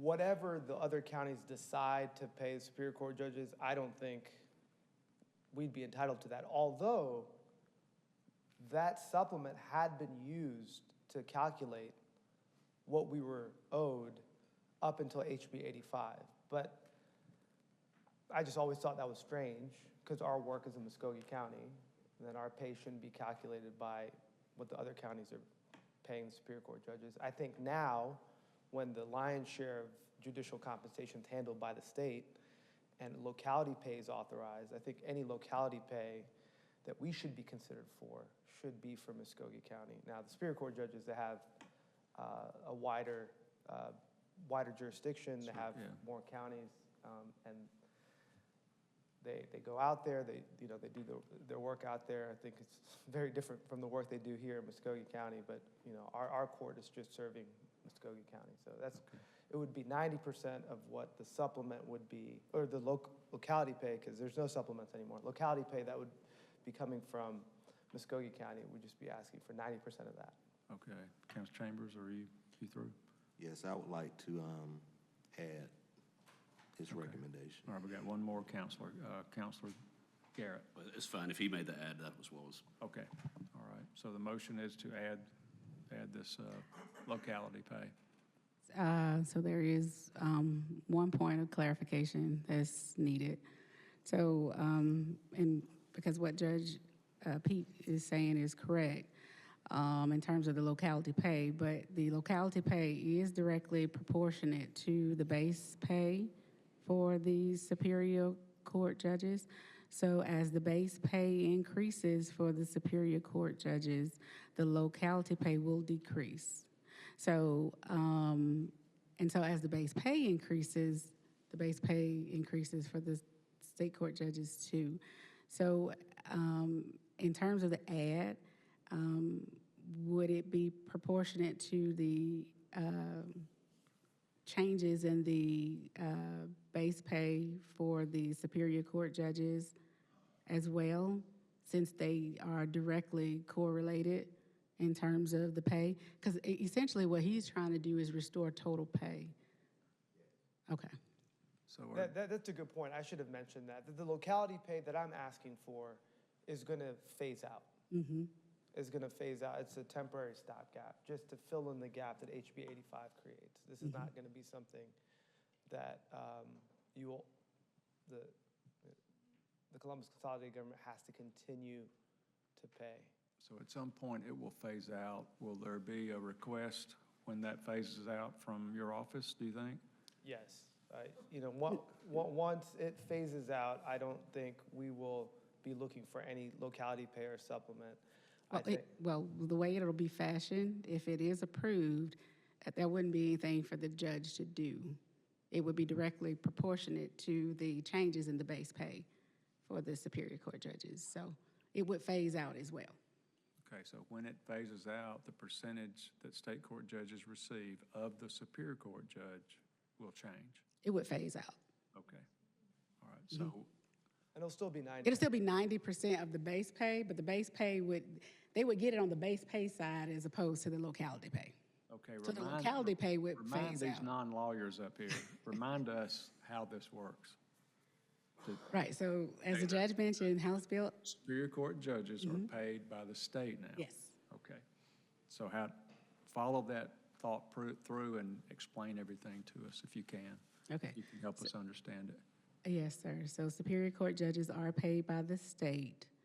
And prior to House Bill 85, the Superior Court judges received local supplements from all of the counties in the circuit, to include Muskogee County. When House Bill 85 became effective, House Bill 85 abolished local supplements. The local act that established the salary structure for the state court judges specifically said that they would receive 90% of the salary for the Superior Court judges, including local supplements. But local supplements have been abolished. So now their 90% is only on the base, which is why the judge is here requesting that they get 90% of locality pay. The Superior Court judges received locality pay from Muskogee County, Columbus, as part of the mid-year budget amendment that was approved by council. That was in the document, in the ordinance. So the amount that Judge Pete is requesting is 90% of the amount that is being paid by us to the Superior Court judges. Over time, the way the state drafted the legislation, locality pay will go away as well. So the counties will contribute eventually nothing to the salary to Superior Court judges in terms of pay. But in the meantime, there is that locality pay, and the the state court judges wants to receive 90% of that locality pay.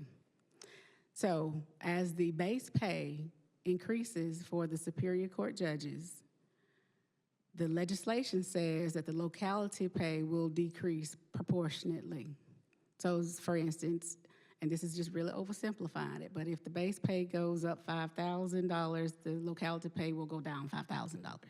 It's a little more complex than that, but that's just what it means. So it's proportionate, though. They correlate to each other. So we need to structure this local supplement for the state court judges in that it functions the same way. So the judge, they won't have to come back and request anything differently year over year as the locality pay changes and the amount. There isn't anything that'll be done differently. It'll be handled all administratively. As their pay is adjusted, the locality pay is adjusted as far as the local supplement, and eventually it's phased out and he'll be made whole just on the Superior Court judge's base salary. Okay, and let me clarify, I did not mean to insult Counselor Garrett. Oh, yeah, 'cause I'm not a who's lawyer. Who's an attorney and well-known in the city. So I was talking about us lay people. Apologize. So there is a motion, I think Counselor Chambers made the motion, so it is added to the add and delete list. Thank you, And Judge. All right, thank you For all. the record, for Judge, both judges for the state court, the amount to be added to the list is $22,334. That is the amount with the benefits. Okay, 22,334. Yes, sir. Okay, great, thank you. Thank you, Judge. All right, thank you. Appreciate that. Have a good day. You too. Next is the infrastructure, but could we move to the airport commission? Could we do the airport commission real quick? Okay, great, thank you. I think we have Miss Amber Clark, the executive director, and I think your cohort in crime, your cohort is Philip Thayer, chair of the airport commission. Well, first, I'd like to say thank you very much for having me. I am so glad to be here and give this presentation. And I'd also like to thank Council very much for the resolution that was made to have some new commissioners put on the commission, and it has been a tremendous, uplifting, positive thing for this airport. So I want to say that in advance, that we really appreciate that, and we have some positive things that are going on. This is the gateway to our community. We just had Oprah come through a couple weeks ago, so you could imagine the joys of having individuals come and see this airport and what it means for this community. And some of the great things that we've already seen, and this commission has proven their ability, is that we've had positive conversations with Delta. And we will see an increase in the aircraft size and Fridays and Saturdays to better accommodate our Fort Benning soldiers. So we're very, very proud. And that just shows the proven leadership that we have with us today. So I did want to give a little presentation about some investment opportunities that we have here with the Columbus Airport. And so we have over 120 based aircraft that are here at the Columbus Airport. And those aircraft do produce an amount of $1.6 million annually in taxes. And so we are presenting an opportunity for strategic reinvestment of an amount equal to that to grow this airport. So I came to you in December and gave an update and told you how great this airport is, and it is, and it has been sustaining its operation. But we're transitioning into growth. This city has been very intentional about growth with its new chamber leadership, with the economic development, and now this airport. And so we want to continue that growth on a positive track, and this opportunity is going to allow us to do that. So the funds that we are requesting would be used to help hire key level individuals that will drive financial operations, that will make sure our operations are as efficient as possible, and that our customer experience for everyone going through this airport, whether commercial or general aviation, is excellent. And also, these funds would be used to help build new infrastructure, new hangars, and possible site development for new industries to come here on this airport.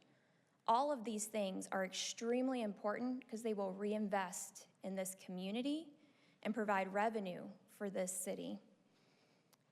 By reinvesting in these things, we will see an attraction of high-value businesses. It will support the industries that we already have in aerospace and healthcare.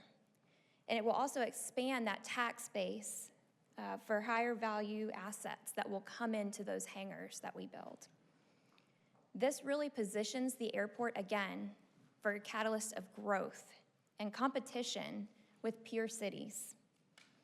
It will deliver measurable results and create jobs for our community, for new corporations to hopefully invest in these hangars that we build. So we are requesting as an agency to allocate an amount of 1.6 equal to those ad valorem tax for aircraft to fund this initiative and keep this growth going, which is so meaningful for our community. And with that, I will take any questions. We have Counselor Crabb.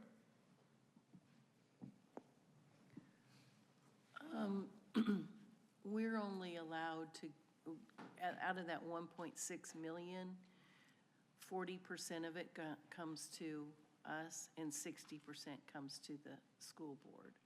So we would only be able to authorize 640,000. Okay. And I'll make that motion and add it to the ad list. The 600,000, the total amount? 640,000. The total amount. Good question. We might, I mean, I spoke with Skip, the mayor, sorry, prior to the meeting, and there may be some other sources that we can dip into. But I think we can commit to 640,000 today. Okay, I guess my concern is, and I've spoken with both the folks here, that it concerns me that you've got, as you mentioned, 60 and 40, 60 going to the school system and 40 coming to the city. So we get 600,000, so that means we get nothing. And so that's why I was questioning the total amount. I was wondering if we could maybe have some type of compromise on an amount. I mean, we can discuss it. We can go ahead and add it and discuss it later if you want to. Well, I think that, I think where they're headed next is going to meet with Choose Columbus and try to get some relationships built there so that they can share in some funding as well. And I think they have other resources too, but for the city to get nothing and just be a transfer of those funds, I think is concerning to me. Okay. Now you can go ahead and put it on that, we can talk about it later. You can go ahead and add it and then we can continue to discuss it. So I wanted to make council aware of that. yeah, well, I think that there may be some other avenues that we could build it up to the 640. So I would like to just add the 640. At the end of the day, and when we make our final vote, it may not be 640. We may have to readjust it, but that is our portion of the ad valorem. And so I'd like to just put that on the ad list. Okay. You guys knowing that that amount could change. We appreciate that, and, you know, obviously as much as possible, because these items are going to be expensive. You know, hangars run about $1 million at least for smaller sized hangars. So just keep that in consideration, and we can provide any detail where necessary. Okay, we realize that the changes made is going to really do nothing but grow the airport. That's right. And so we're fully invested with you. We want to work with you, but we've got a city to run too, and I know you appreciate that. Yes, and these things will bring reinvestment. You know, we have aircraft that do relocate, then we will have increased taxes. We will have job growth here. So it may not be directly in the same year, but as soon as we get individuals here based on that growth, it will be a higher return on investment for sure. Okay, we look forward to great things. If I could make one quick comment, the Deputy City Manager and I had met with Mr. Thayer, and as you pointed out, we are in total agreement that we need to try to do whatever we can to help that economic engine really reach its full potential. There are other possible partners, but I want to make sure it's not the formula on how much to give them this year. It's based on that millage, but it is not that millage. We're not transferring that millage revenue to them. We do have other opportunities and sources for some funding for this year, and I will be back with council telling you some other possible partners as well as a better source of that funding that may not impact our millage at all. That's great to hear, Mayor. Thank you. Okay, so that amount has been added to the add and delete list. Thank you all. very much. Appreciate your Appreciate presentation. you. Okay, now we go into the infrastructure updates.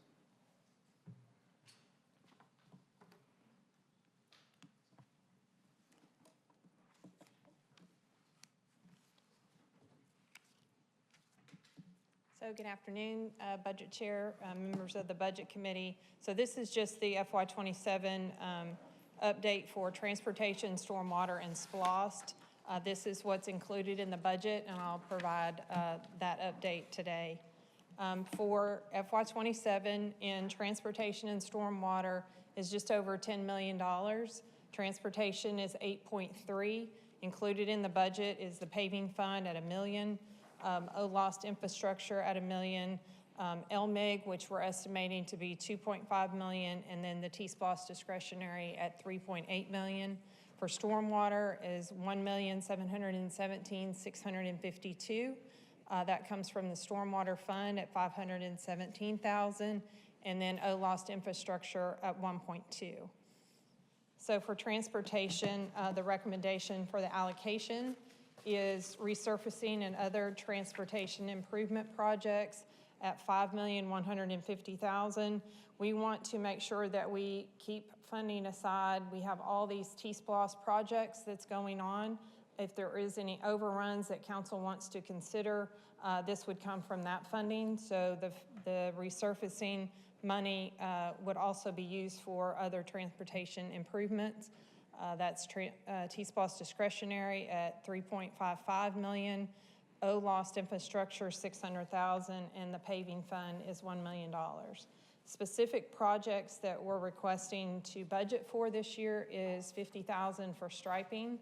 That is to do striping throughout the city, also to do updates on our signage for street signage, just street signs, traffic signs, and then also signal upgrades of $300,000, $250,000 allocated for sidewalks, and then we'll come back to you for the $2.5 million once we receive that actual amount for LMIG and the project that we would recommend using those funds for.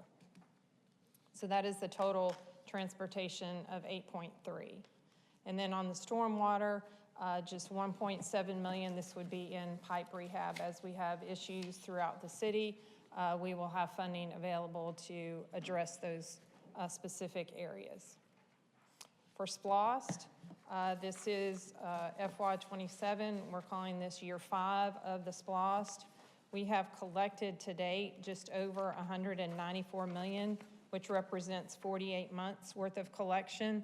We're estimating collections to complete around the September of 2030 time period. So originally this was a 10-year SPLOST going through 2032. And although the bond issue will go through 2032, we do expect to have the collections in 2030. So for FY27, we're at $50.2 million for our estimated revenue. The pay-as-you-go projects represent $26,870,086. This is just a reminder of the different project categories for the $400 million 2021 SPLOST. So for FY27 in year 5, for transportation, again, this is another funding source on top of the allocation that we just discussed of 8.3. 6.4 million for transportation out of the total 25 million.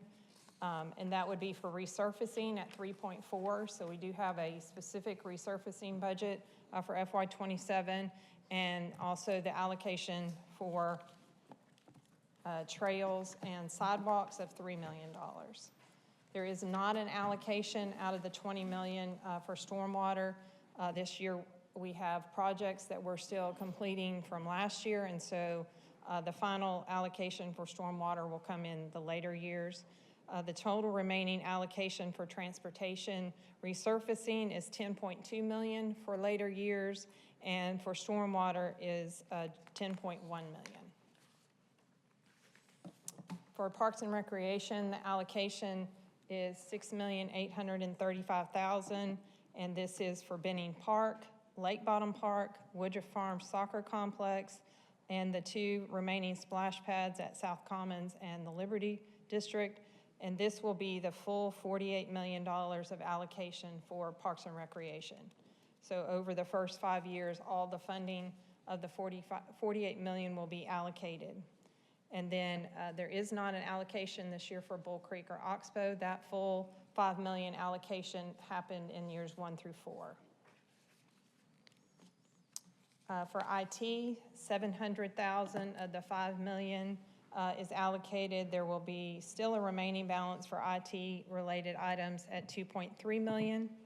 Economic development is allocated $1 million, and this is for getting pad-ready sites out at MTP. The remaining balance for economic development is $6 million for future years. The Civic Center and the Trade Center has already been allocated their full amount of $5 million each in previous years 1 through 4. For public safety facilities, the remaining $3.2 million of the $20 million is allocated for fire station number 6. For public safety vehicles and equipment, $6 million out of the $24 million total. And this would be $2 million for police, $2 million for sheriff, and $2 million for fire and EMS. The remaining balances for police and fire is $2,804,000 for the next couple of years, and then the sheriff remaining balance is $2,704,000. So for police in the SPLOST budget would be 12 Pursuit Explorers, 14 midsize SUV, 45 tasers, and 38 body-worn cameras. For the sheriff's office, 20 Pursuit Explorers with build-out, live scan fingerprint system, 25 laptops, and 22 Motorola handheld radios. And then for fire and EMS would be 1 fire engine, 2 ambulances, and 1 bomb robot Sprinter van build-out. For heavy equipment and vehicles, $2,735,086 out of the $14 million. There is still a remaining balance to allocate of $7,237,914 for heavy equipment and vehicles. This is split between Public Works and Parks and Recreation, $1,367,543. And this allows Public Works 3 service trucks, 4 crew cabs, 1 Ford F-150, and 6 zero-turn mowers, as well as 6 inmate detail vans. For Parks and Recreation, 6 flatbed trucks, 5 Ford F-250s, 2 inmate detail vans, 2 Ford F-150 crew cabs, and 1 zero-turn mower. And that would be the transportation, stormwater, and SPLOST projects recommended as we go into FY27. And happy to answer any questions. Okay, we have no questions. All right. Thank you, Thank ma'am. you, sir. Thank you, ma'am. On what?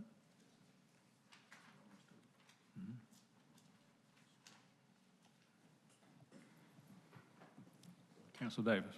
Yeah. I wanted to bring up an idea I think could pay dividends for our city. You know, we've talked about in the past the utilization of grant writers, the opportunity to have grant writers working for us on, you know, on the citizens' behalf.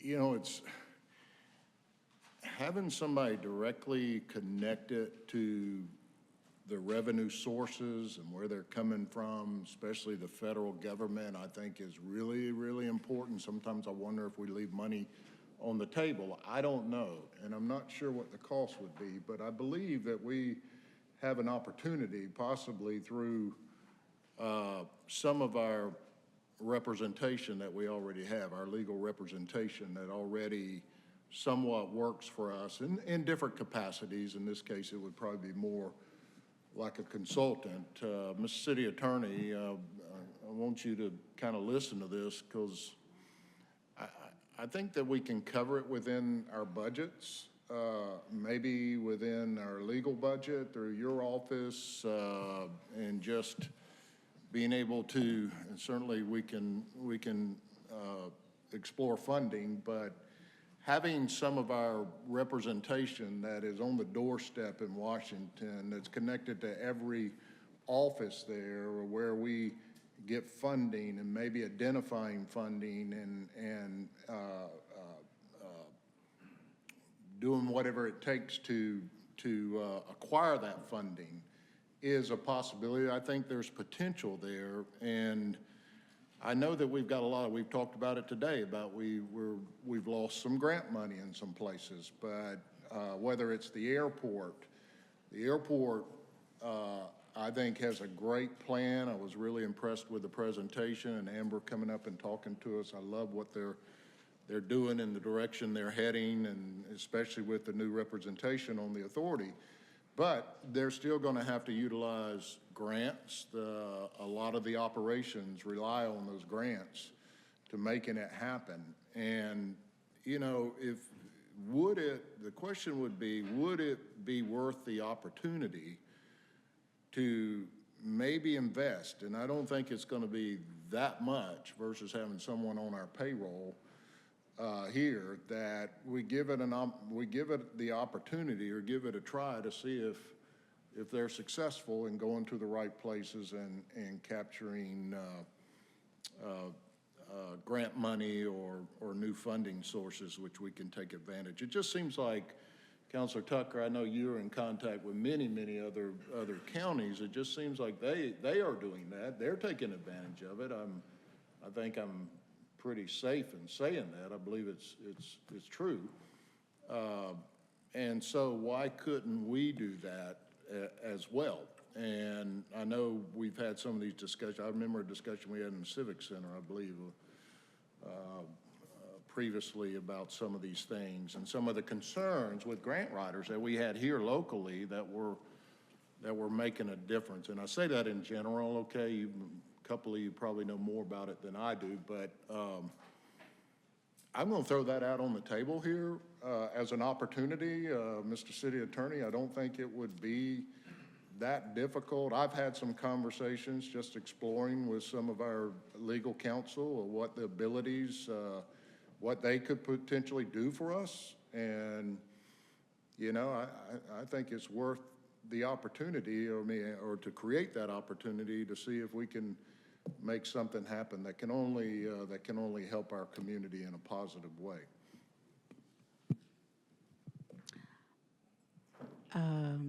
Council Davis, if you don't mind me interjecting, we did issue an RFP for grant writing services. And unfortunately, it has taken an extremely exorbitant amount of time to complete the evaluation process with the participants of this particular evaluation committee. There were some challenges, unforeseen challenges for some of the committee members that did delay, but we do have an active RFP in place that will be coming to council hopefully this month for award of a contract to a vendor for grant writing services.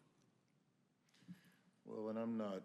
So we already have the funding for the services. Council did a lot. The funding for grant writing services, I think it was $125,000 for grant writing services in the budget. Did you say 145? 125. 125. You put that in the budget? Yes, it's already in the budget. Okay. It's in the budget for FY26. I do think, I'm not so sure, I think we've already approved, we've got a legal counsel approval of law firms that we utilize, so I think them having the ability when they're on the doorstep in the offices on a day-to-day basis, meeting with the right people, you know, I'd have to ask the question, what's the difference in a grant writing firm versus having somebody in that office working on our behalf and helping us to find the revenue sources that we could potentially tap in. I don't see why we would have to do a procurement process if we did it that way and utilize the recommended list of law firms. Law firms do that, they offer those services and they can assist and help in that area. Well, we do have an active RFP, so Okay, we can, even though you've got an RFP out, we can still explore what options there may be through some of our current vendors, if they even offer that type service. We can explore that. Well, in one, I think we got one of the most powerful law firms in the state, Troutman Pepper, that they've got an army of lawyers, right? I mean, they've got an army of lawyers, and they're right there in Washington, and they're in every department. And, you know, with an initiative, you give them an initiative, could they work on our behalf? I mean, I'm just throwing it out there as an opportunity and the potential there. Yeah, we can look at it. Anything that falls specifically under the realm of particularly what the attorneys are doing, they're the experts. But if we've got a group that does this as an industry, I don't see why it would hurt, since we've already got the RFP out there and 125, put them on a retainer to do whatever we need.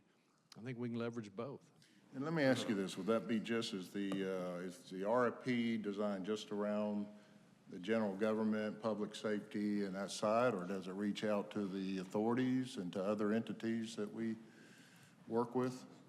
I don't believe that was in the scope. I don't believe utilization of the services by the authorities and the other agencies was in the scope. I think it was more so geared for the departments and the general government departments and the public safety departments. Well, and see, there's opportunity there, I think, because we know the airport authority has already come to us and talked to us about their needs and what they rely on. And they need help, and we can help them in that way, and they can utilize their funds in a more efficient way or a more effective way in other areas, or the Gulf Authority and places like that. There's been talk of doing things, whether it's expanding our recreation facilities through the Gulf Authority or in other means. I think, well, you know, they could, having instead outside of the a procurement on that, which just helps the general government side. I'm going to say it, the general government side. You can add public safety and everybody in there. There may be an opportunity, and it may be like the mayor said, you know, blending and meshing and doing it together. But I wanted to throw that out this budget session and just let everybody kind of chew on it a little bit. That's fine. Thank you, but I know we have grant writers in certain departments. I think anyway, some of the legal offices have grant writers, I think. But the grant writer's salary is paid from the grants that they bring in, is that right? for some of the departments, the judicial departments, some of the salaries are paid for, no, actually, all of the people who are responsible for writing grants now for the courts, for all of the courts, are actually funded from the general fund. Okay, so that's transitioned? That's transition. But we do have some excellent people who write grants, for the courts, and a lot of their staff are grant funded. So they may be funded from the general fund, but they have several people that work for them that are grant funded. And what I was gonna add to that, just one more thing, Councilor Davis, certainly the Airport Commission and any of the other authorities could piggyback off of our RFP to utilize the services of the vendor that the contract is awarded to, so, as an option, a third option. Yeah, and I'm gonna add one more little bit to that. Whatever we do, we need to get ahead of these things. And that's what concerns me sometimes, is we tend to leave money, I believe, on the table for not being timely, and so that concerns me. So I hope that message is communicated through an RFP or whatever that message is that we send to people if they're working on our behalf, that we get ahead of these things. Anyway, Okay. thank you. Thank you, sir. Councilor Crabb. Thank you. I think to incentivize these grant writers, we should consider paying them a base salary, a low base salary, and they take a percentage of the administrative fee that they write into their grants. If you incentivize them that way, we're going to get a lot more grant dollars, because they're going to go out there and they'll hunt for the grants. They'll write these grants and they'll get accepted, and I think that we should seriously consider that. I know several years ago, I think we took that incentive away from the grant writers, and I think that we should rethink that decision, because they'll hunt if they're going to get a piece of the action. Thank you, ma'am. Counselor Tucker. Yeah, I wanted to add to Councilman Davis, his comment about grant writers. We have been talking about this for a while. I know we was talking about it during the initial allocation of funds for American Rescue Plan grant dollars, because it was a lot of counties, what they were doing was using that initial amount of funds, and it was like a force multiplier. So they were getting more, I'm gonna say making big.